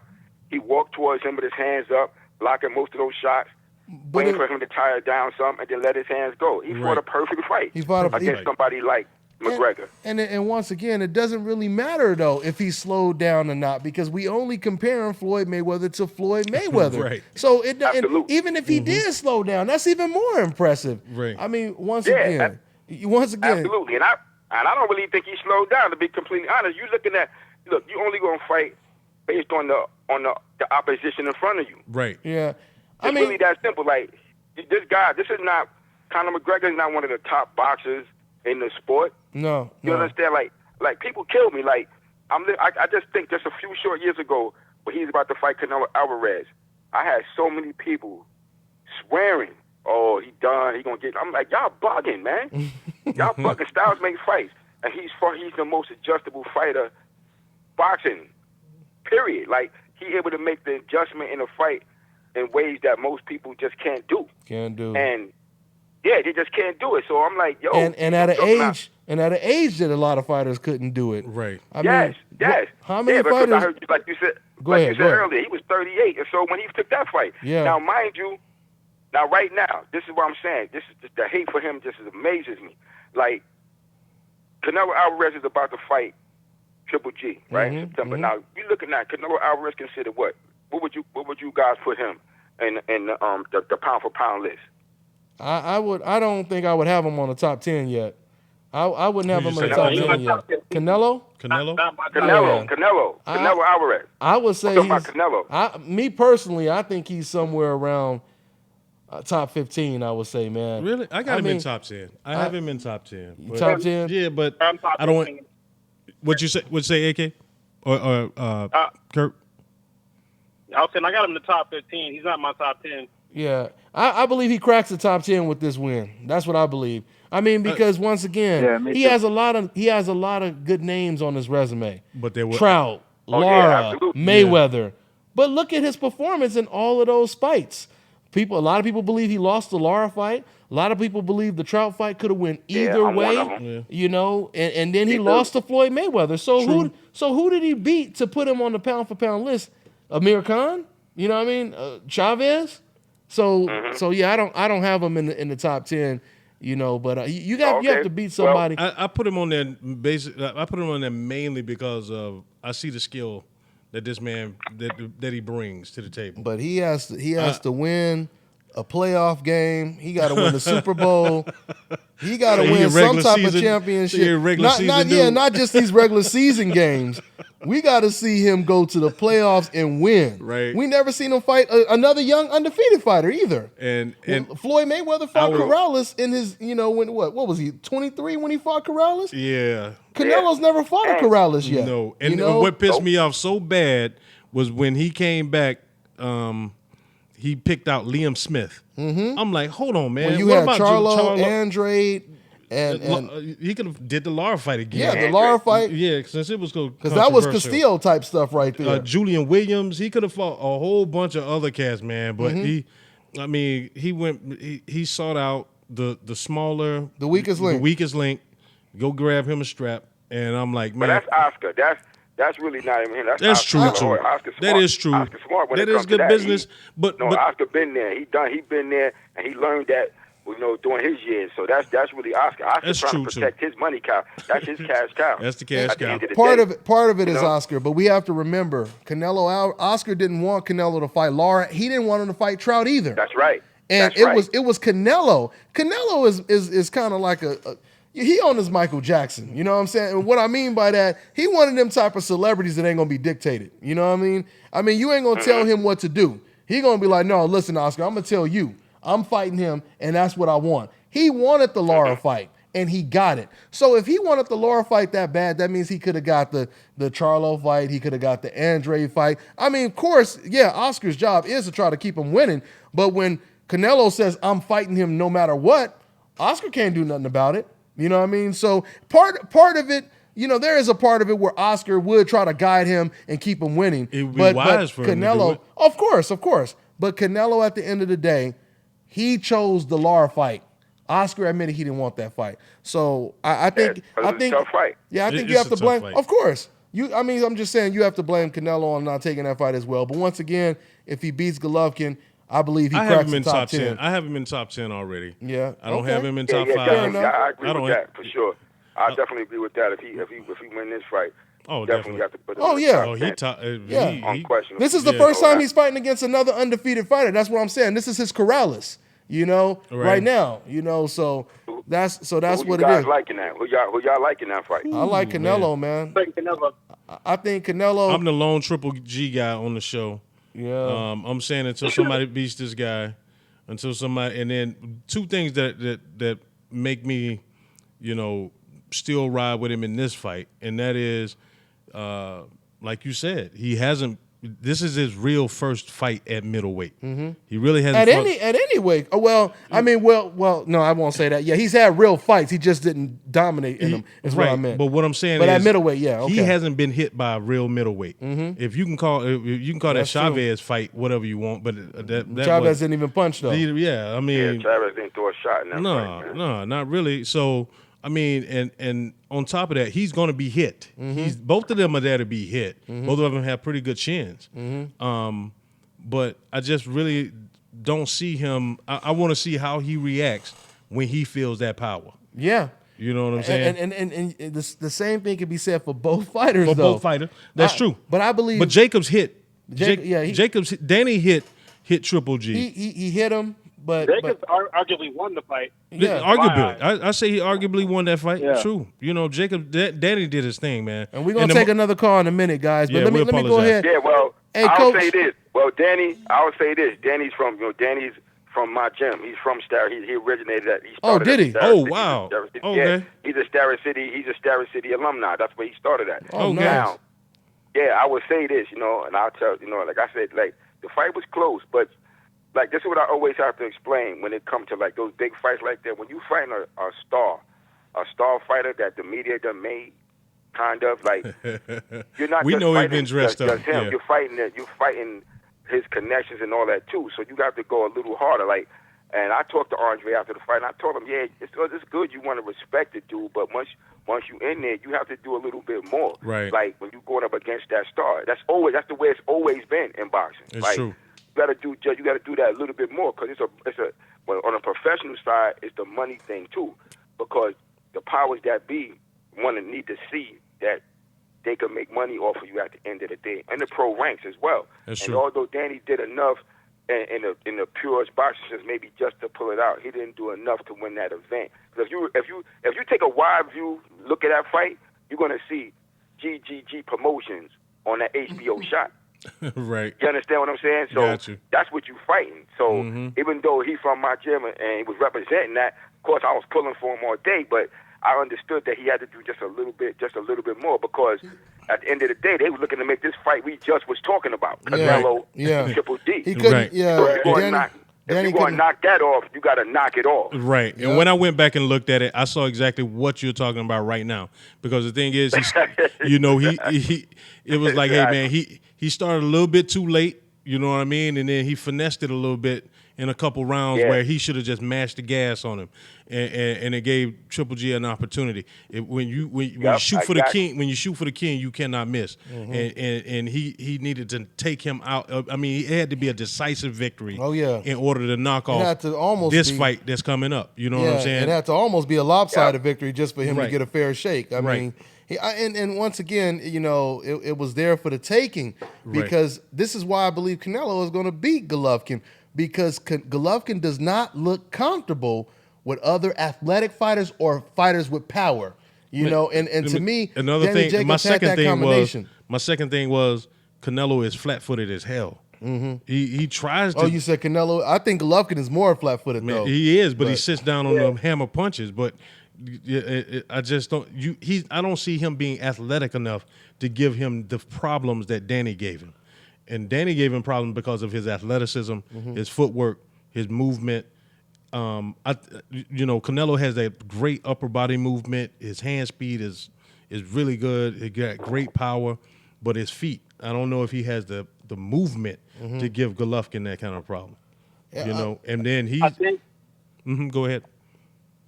Go ahead, Kurt. I was going to say I think Golovkin's biggest issue is going to be the punch in between the exchanges. Because Golovkin, whenever someone throws shots at him, he shells up. He shells up. Thank you. Yeah. He does. He doesn't counterpunch. He's not a Mike Tyson. He ain't gonna slip no shot and catch you with something in an exchange. He doesn't do that. Go ahead, Kurt. Yeah, I was going to say, I think that's going to be Canelo's bread and butter right there, just punching in between the exchanges. And I think he watched a lot of fights. I think he watched what Jacobs did. I think the fight might look like something kind of like with Ward and Kovalev too. Maybe not, the same like style of how it played out, but I say that with Canelo's going to go to the body a lot and focus on the body. Interesting and point. wear him down to the body. Interesting going back point. Up top. But this is the thing: the Triple G throws more punches than the 1-2. The only thing Kovalev really has is the 1-2. But once Ward got the timing down on that, then he was vulnerable. But you know what? He couldn't throw a hook. He couldn't go to the body. But go ahead. But you know what? Canelo, what Golovkin and Kovalev do have in common. Neither one of them are comfortable on the inside. As aggressive as Golovkin is, he's not comfortable on the inside. He's not an inside fighter.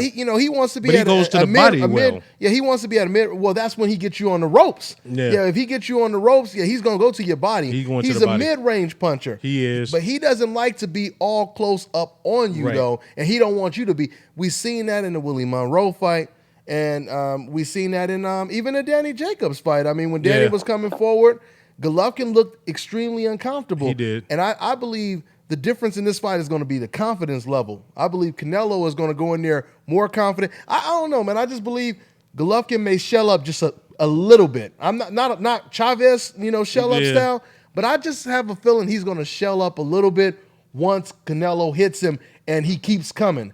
Because I don't know, man. Another factor too? Yeah, I kind of agree with that too. Another factor is Canelo don't like deep water. Yeah. He went deep with Chavez. You said Canelo don't like deep water. Yeah.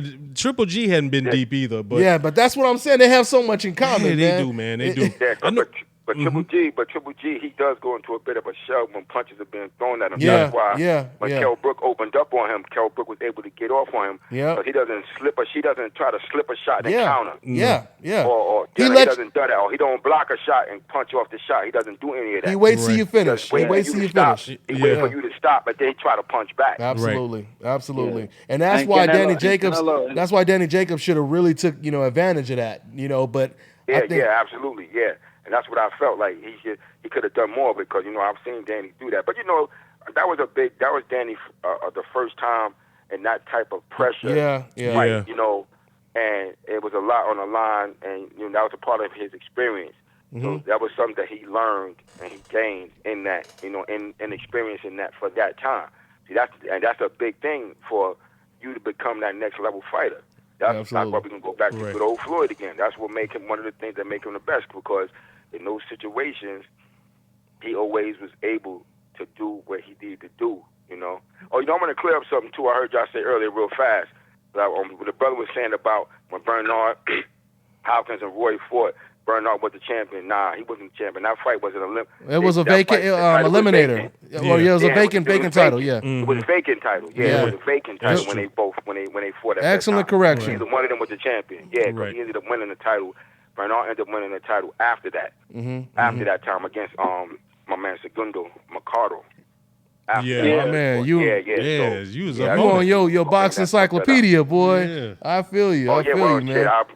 I've been in the game for over 30 years, and a lot of times, sport of boxing, man, it's right there, man. Especially nowadays in our era, with this YouTube. There's so much information you can go on and research and just find out. You know, it's for the sport, man, because it got a great history. You know, absolute great history in comparison to so many other sports.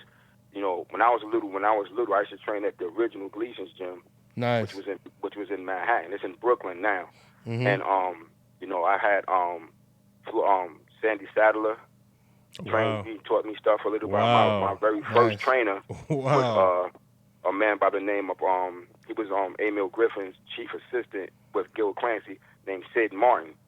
Okay, Damn, he used to work me hard as hell, boy.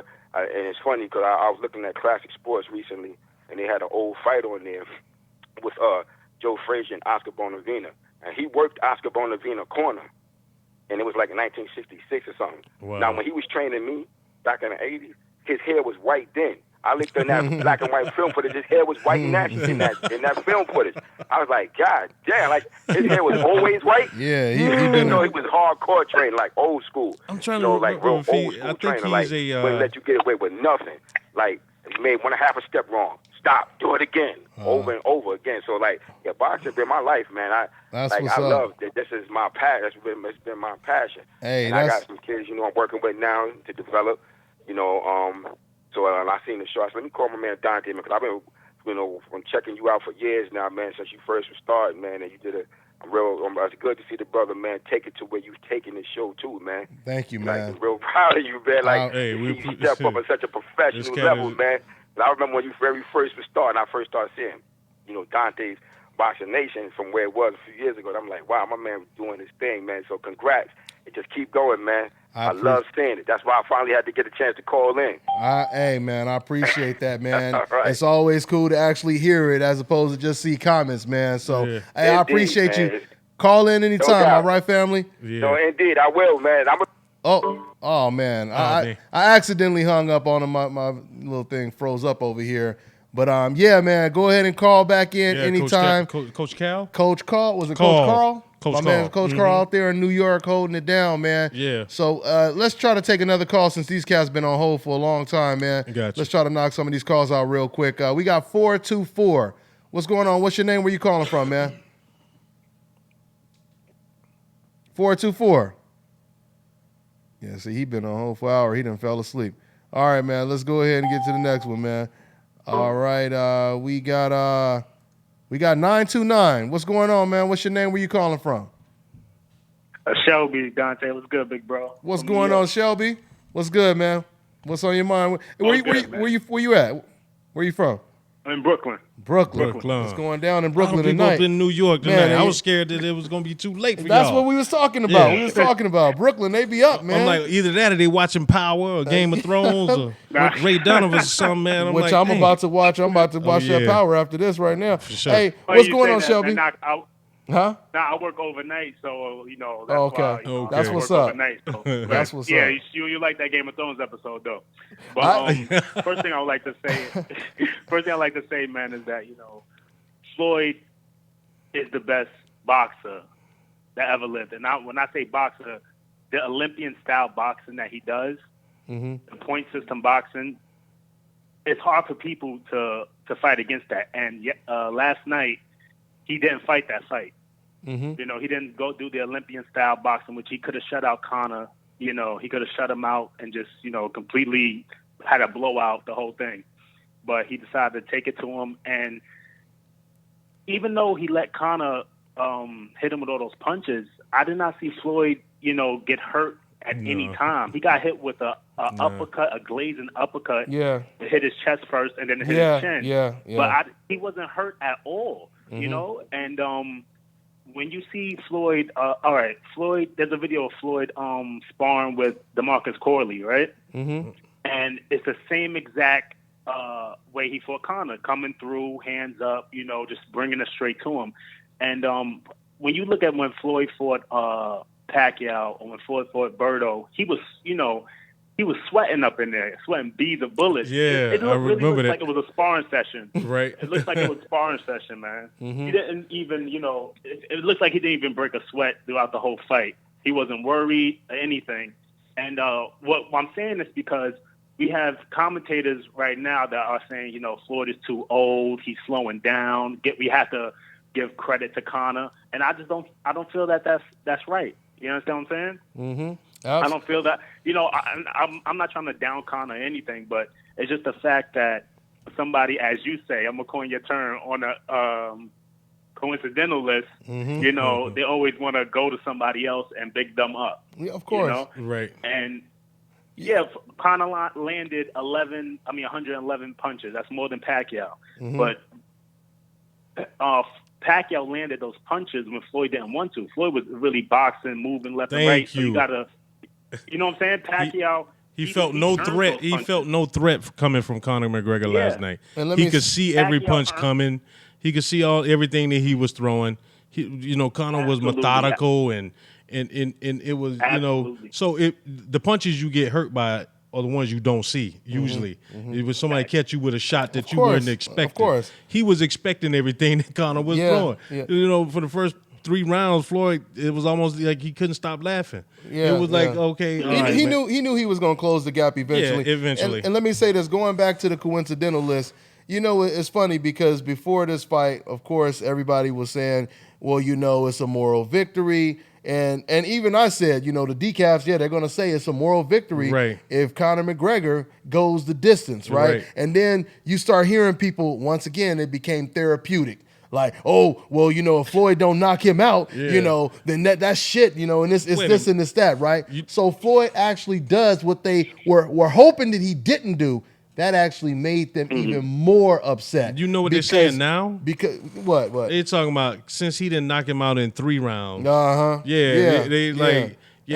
didn't body him, and then some people talking about it wasn't a knockout because he wasn't. He didn't count him out. Right. Well, this is boxing. You have the referees in charge of that person's safety, right? And Conor would have really got hurt. He could have. He was out on his feet. Yeah. That was on some Mortal Kombat. He was on that Mortal Kombat finishing type days. He was just sitting there like dazed, you know what I mean? And Floyd could do whatever he wanted. He was about to fucking hit him with a fatality, But and also in regards to the point you made about the punches that were landed, the punches that he let Conor land. Also, we got to realize this too. There's CompuBox, and with CompuBox, there's 2 guys sitting ringside. You got someone, tallying what is a punch, what's thrown, and then another person tallying what's actually landed. Mm-hmm. So what punches did they count? Did they count or tally the hammer punches behind the head? Right. Which they could have. Absolutely. Right. And the punch that bullshit he was throwing. I mean, what were they tallying? The punches he let Conor touch him. And the thing is, we have to understand. We have to give credit. I'm not taking nothing away from Conor, but the people don't want to give Floyd credit. This guy is knocking people out. Conor's supposed to have like the hand of God. You know what I'm saying? Right. And he didn't rock Floyd once. Floyd just kept coming towards him, When Floyd got hit by Pacquiao straight left, he hit that rope. He recuperated. Not once did he do any of that. You know what I'm saying? Kept his guard up, went straight to him, and as soon as he gassed out, and this is the thing, Floyd.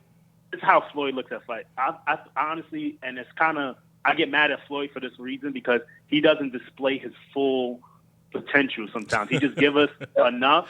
You know what I'm saying? He does. He's the type of person that works smart and don't work hard. Hey, you know what I'm saying? He's not caring about the... I got beat about the head and shoulders one night for saying that here, man. So be careful. Be careful. I was like, oh, wait a minute, man. I was like, man. Well, Milt, I had to fight my way up out of here. Dante pulled a gun on me. I'm like, man, come on, bro. Loaded. Take my wallet then, Lock man. and loaded. Hey, man. Hey. That was all. I tried to say that one night, man. I'm like, hey, I know what Floyd is capable of. And I know he doesn't do that. He don't give it to you 100 every time. No, but the thing is, he does what he does, what he feels is necessary. He doesn't do nothing more than that. He does what he needs to do for certain opponents. Styles make fights. I still don't agree. I don't believe that. Yeah, he just he could do a whole lot more, but he chooses not to. I believe Styles make fights. Like we talked about this. He switched it up when he fought against Pacquiao. Mm-hmm.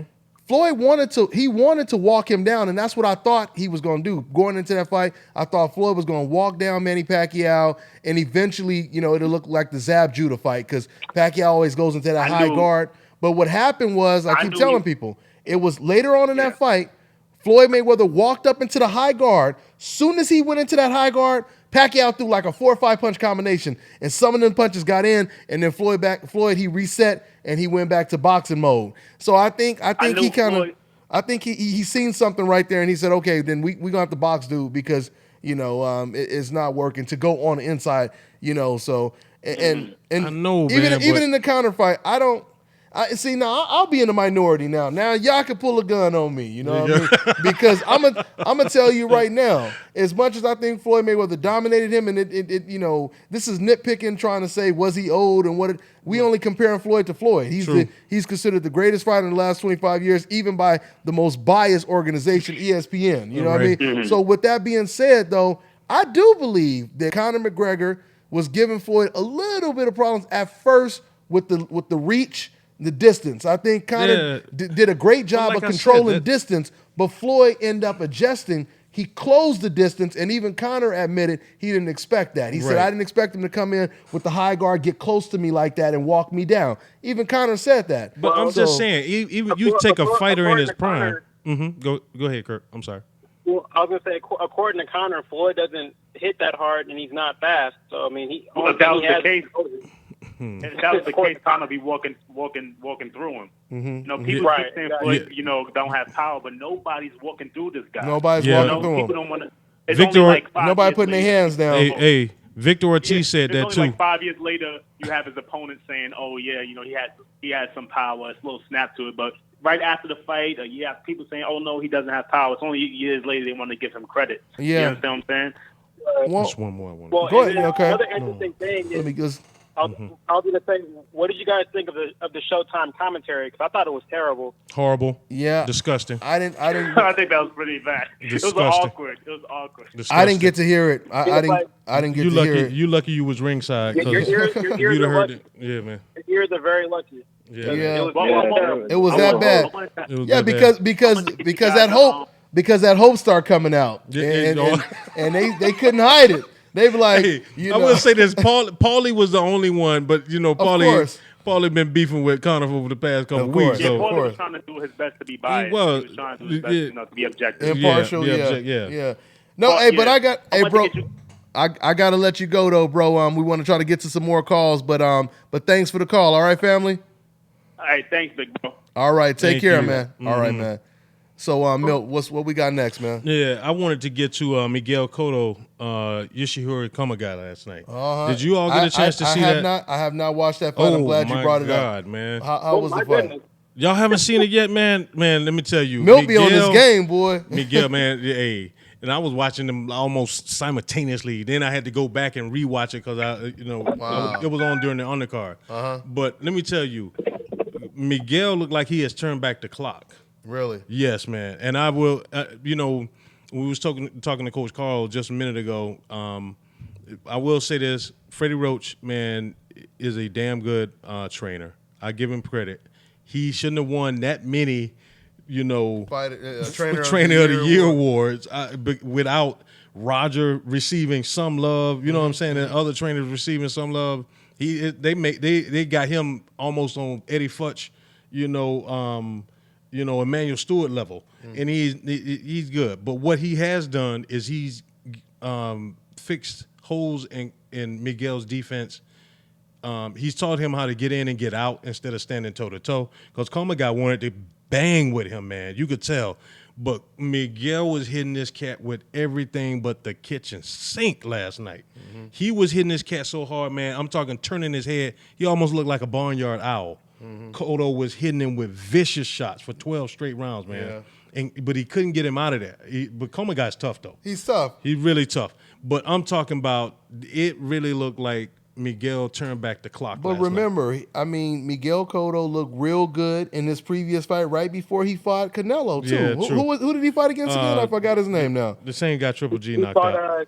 the guy that Golovkin knocked From out. Ireland, right? Daniel Gill. Daniel Gill. Daniel Gill. Daniel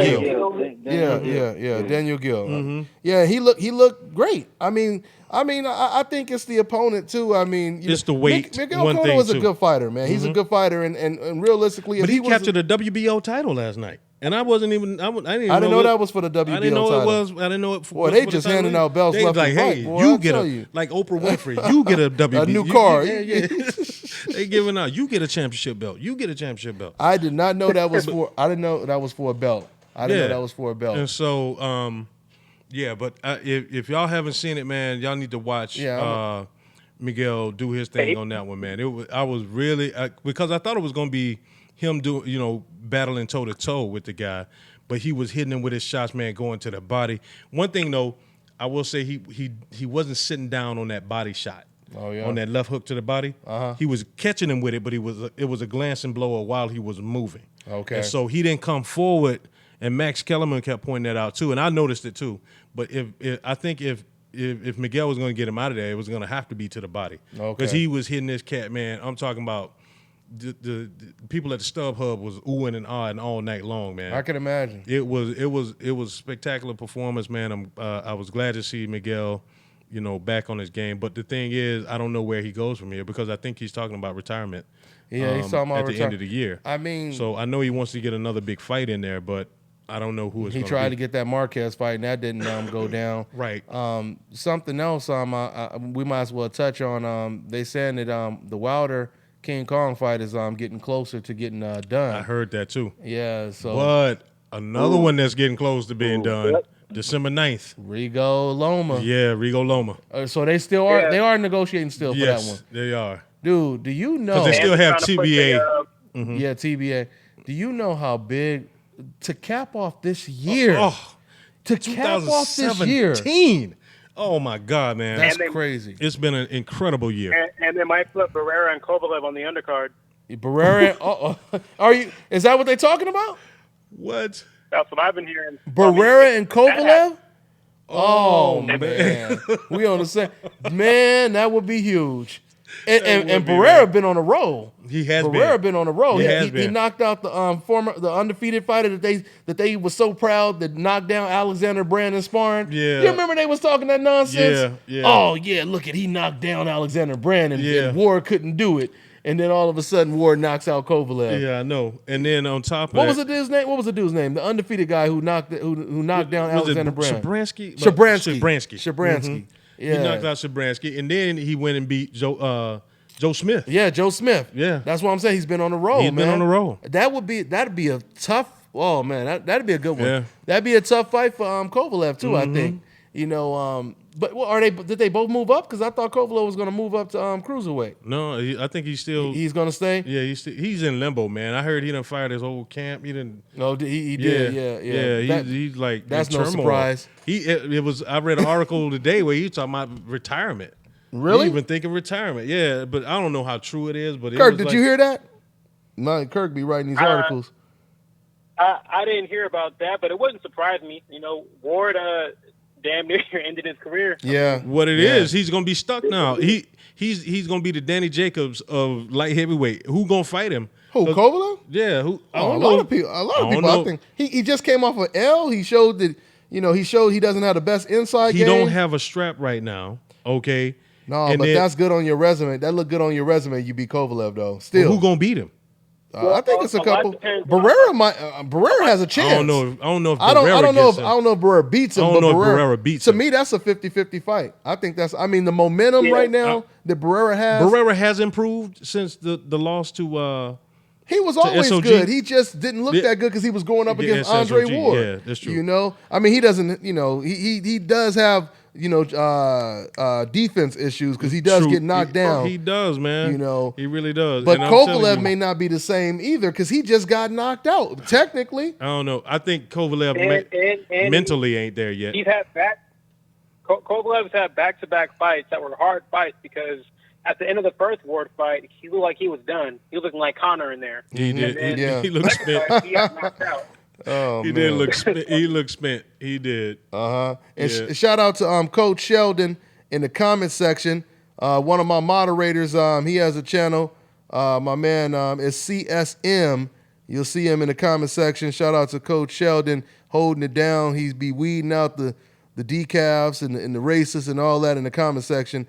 Anybody else want to be a moderator, let me know. I'll go ahead and get you guys up in there so y'all can clean it all up so we can force these cats to call in You know what I mean? Stop hiding on the internet and call in, but they never call in because they don't want to be, dealing with the truth. So, and I agree with Mike Jones. He was saying Kovalev is still elite. I think he's still an elite fighter, man. well, yeah, I mean, but we got to see how he looks when he comes back, though. Sometimes, coming back from a loss, getting back on the, on the But that's horse what I'm again. saying, though. Yeah, If somebody beats him, though, that looks great on their resume. I mean, Adonis Stevenson versus Kovalev could possibly still happen. And now, after what I just seen, I would have to go with Adonis. I've been going back and forth on that fight, Adonis and Kovalev. So I would have to now, and of course, lean towards Adonis when it comes to that fight. Let's go ahead and take another call. We getting close to wrapping it up. We've been going almost 2 hours. So let's take another call. Let's see what we got here. We got 317. What's going on? What's your name? Where you calling from, man? Hey, what's up, man? It's your boy MG calling from Indiana, man. Hey, what's good, MG? What's going on, man? What up, Milt? What up, Kurt? What up, Dante, man? I was just calling, man.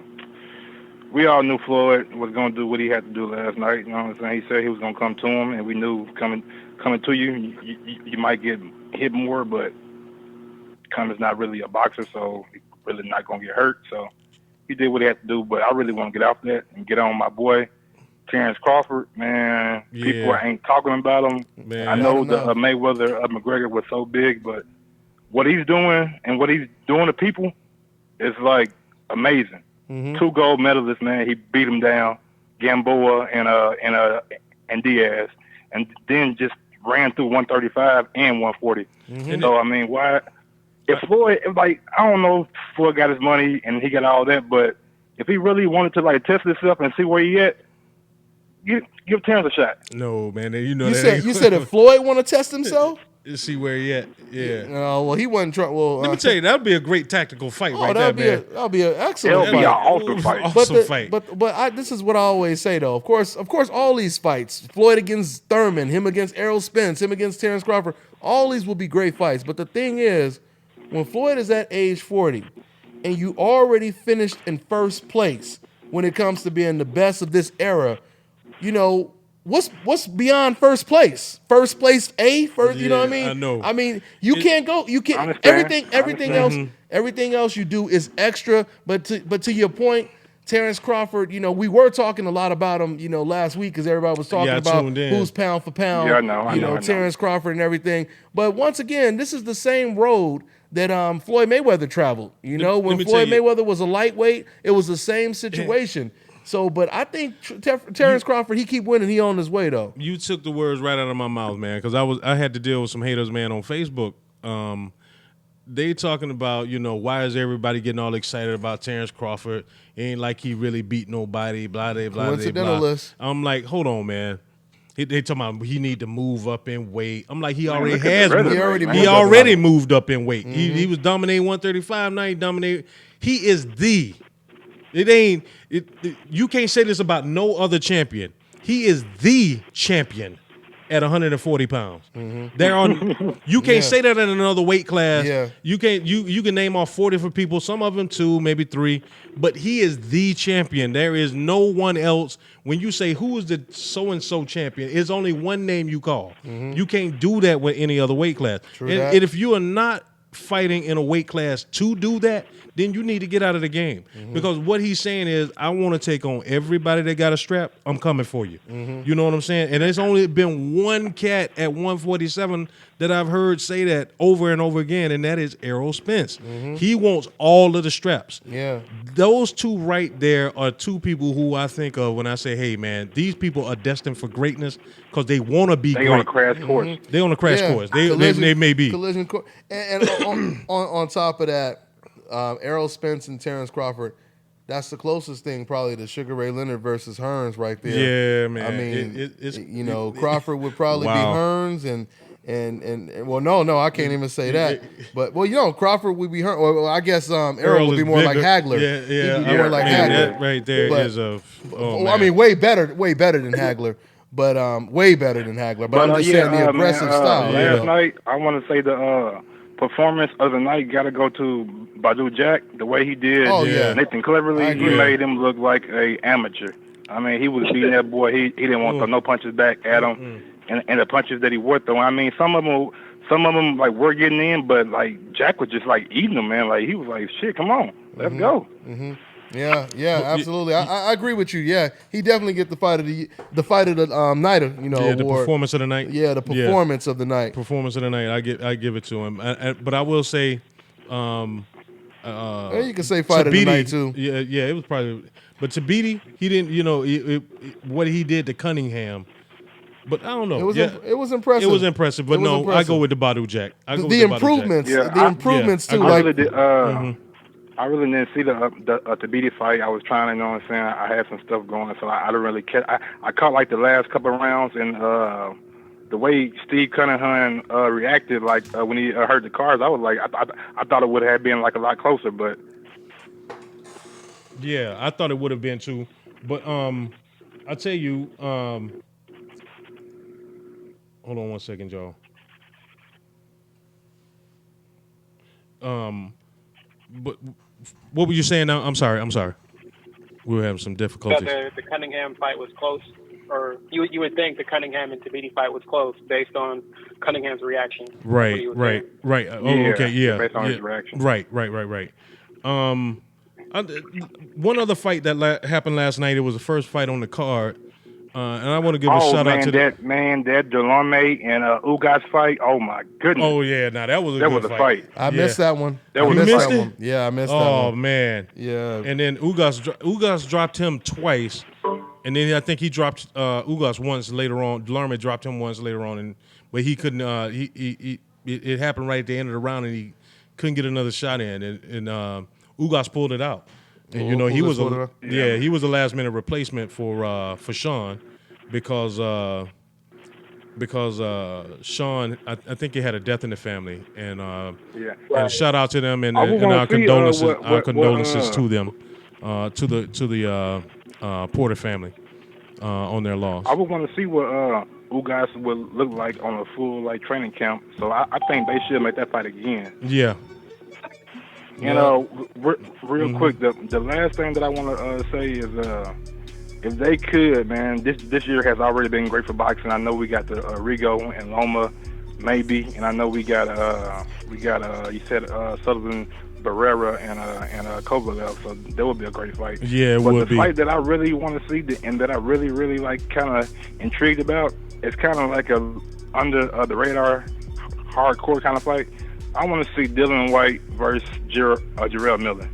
I really want to see that. I would love to. That would be a good fight, man. And that's what that Jarrell would be Miller. A damn good fight. And Big Baby, he want that fight too. Yeah, so he does. It might and you're right. White looked was destructive last weekend. He won last weekend. Him and not Cunningham, but the other. It was who was it? Man, I'm forgetting who it was. Brian Jennings. Brian Jennings. The other heavyweight. Yeah, both of them. Yeah, they looked pretty good last weekend. Hey, bro, but I gotta let you go, man. We about to go ahead and wrap things up, man. But thanks for your call. All right, man. Man, I appreciate y'all, man. Y'all keep doing what y'all doing, man. Hey, appreciate it. Thanks. Thanks for calling in, fam, and thanks for supporting, man. I'll catch up with you, man. Already. All right, man. I'm gonna tell y'all what to look for. We wrapping them up, so I'm gonna tell y'all what to be on the lookout for September 8th. David Benavidez, the kid is impressive. He's gonna be fighting Ronald Gabriel. Yeah, that's a good fight. Yeah, that's a good fight. Yeah. TMT. That's a TMT fighter. Yeah, Ronald Gabriel. And Jalen Love is on that card. There's somebody else on that card too. It's gonna be here in Vegas. I can't remember. Is it Ladarius Miller or did he fight? No, he just fought.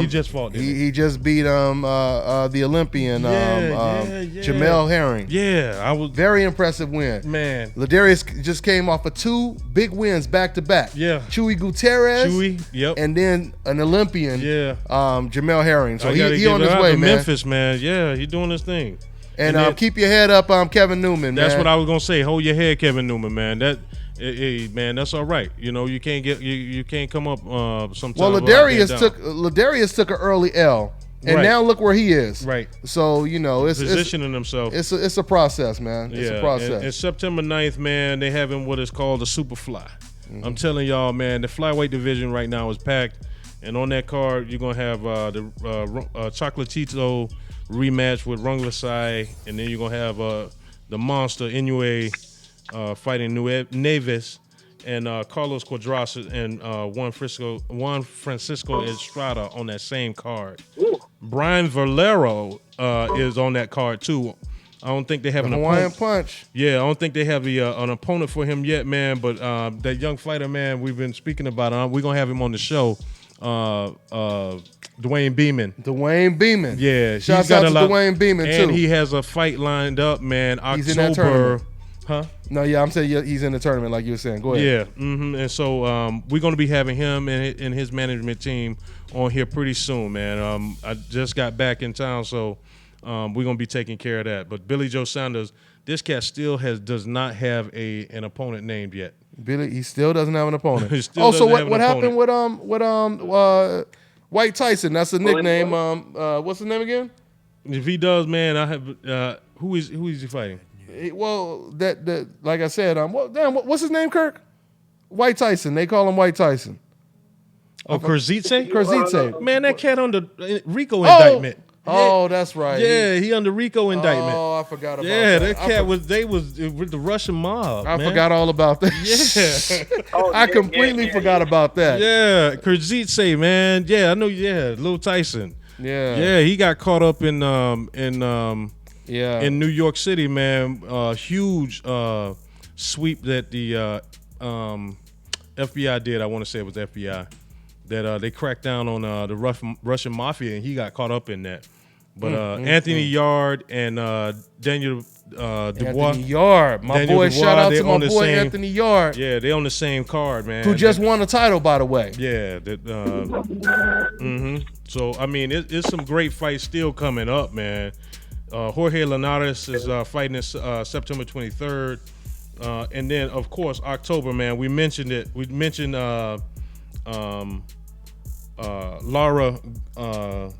Lara versus Goucher. But then also on that same card, man, is Mel Charlo against Lubin. Yes, sir. And Jared Hurd against Trout.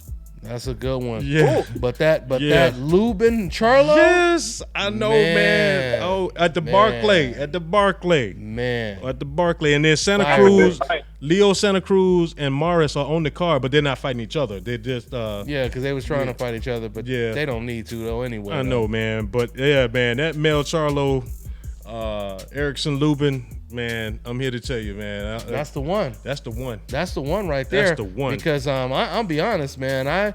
I feel like Lubin is like on some Errol Spence type stuff. I know, man, but he's so young. He's so young. He's so young, man. Yeah, that's the thing. Is it too much, too young? I know, man. That might be a little bit too much right now. Man, that's a hell of a fight. Ain't it, All man? in 2017. Yes. And then, like I said, and I don't know, man. I think Hurd might lose his strap. Yeah. I'm going with Trout in that one. Yeah. That you The first one I can't call. You going man. with Trout well, Hurd didn't look good against what's his name again? I know who you're talking about, man. What's his name, Kirk? He's from Detroit. I can't think of his name. I He's know. From Detroit. And Yeah. We all drawing a blank. If he had any power whatsoever, let me tell you, man, because Hurd came out in the Philly shell, and then he switched it up to the high guard, and that's when he kind of was able to get his jab off. But he was trying that Philly shell. It wasn't going great for him. It wasn't going great. And he switched it up, and then he went ahead and got the guy out of there. But Trout, that's going to be a different story for him, man. Total different story. Totally different story. Yeah, so he got just as much as experience, and he can punch. Absolutely. I mean, hey. But that's all I got, man. That was Tony Harrison. Tony Harrison. Tony Harrison. That's who it was. And somebody just put it up there. Yep. My man Low Place. Yeah, Tony Harrison has plenty of power. Oh, a couple people put it up. But so anyway, guys, once again, let me go ahead and give shots out. I didn't start my intro on this show. We kind of rushed things today. So shout out to ashkicking.com, man. Go ahead and go to ashkicking.com. They have some great products over there. They show Dontaesboxingnation a whole lot of love. They sponsor me, help me travel to these different states and countries so I could go ahead and bring you guys some great footage, man. And Crunk, shouts out to Crunk, but I'm gonna let you. Yeah. I got the shirt. I got the shirt for them today, Miss Sylvia, man. you got that for yeah, them? I got them a DBN shirt. You said they wanted one, so we got them, man. So I appreciate Shout out to them. the Crunk Jam, man. We appreciate the love. And this is from Miss Sylvia, man. I gotta rock mine too because they gave me one too. Yeah, I got the hat in it. I got the yeah. Or did you snatch the hat from me? No, you got the hat. I got the hat too. Okay, that's what's up. They hooked us. They hooked us both up, man. Yeah. So shout out to Kronk Gym. Shout out to AshKicking.com. AK Kirk, y'all got anything else before we go ahead and wrap it up? I wanted to give a shout out to Cecilia Brockis. She's like Terence Crawford. She owns her division at welterweight at 147. She got all 4 belts. That's what's up. And she has a fight coming up in October. I just want to show her some love. Yeah, that's it. That's what's up. AK, you still there? AK probably went back to school on us. Yeah. Oh, okay. I'm still here. AK. Yeah. What's up? Anything on your mind, man? I just want to say, at last that, Rigan Diao versus Lomachenko, I heard that it's probably signed.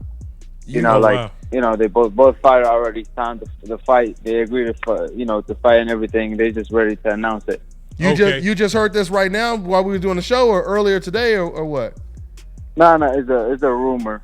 Okay. Okay. Well, we know they close. We know they close to getting it in, man. I heard it's pretty much a done deal too. Wow. But they just waiting to. Yeah, I heard it's pretty much a done deal. I didn't want to go step my bounds because I haven't seen the official posting yet. Yeah. And so, but yeah, I heard that too. AK, I really did. Okay. And then they've been having a little Twitter thing going too. Okay. Yeah, absolutely. And hey, and thanks to my guest for coming to the studio, my man Interstate Fatz, man. It's Interstate Fatz. I'll put his videos information in the description box. But yeah, man, he won Freestyle Fridays on BET. He defended his title, I think, about 3 or 4 times. Dope MC. He came to the studio, blessed us with some freestyle. We had some fun with him. So thanks to him for coming to the studio, man, and turning it out, man. That's what it is, man. Yep. So once again, guys, we will be back for co-hosts, my man Milton, my man Kirk Jackson, my man Arab. You already know what it is, Dontaesboxingnation. We doing it, y'all. We doing it. It's the nation, baby. We see y'all next week on Sunday, all right? Once again, I'll give you the heads up. The show will probably be between 6 and It'll be between 6 and like 7 o'clock, but I'll give you guys a heads up because sometimes we have guests that want to come in late and we push it a little further like we had tonight, So once again, thanks to everybody. We're going to go ahead and wrap it up. Salute. See y'all next week, y'all. Peace.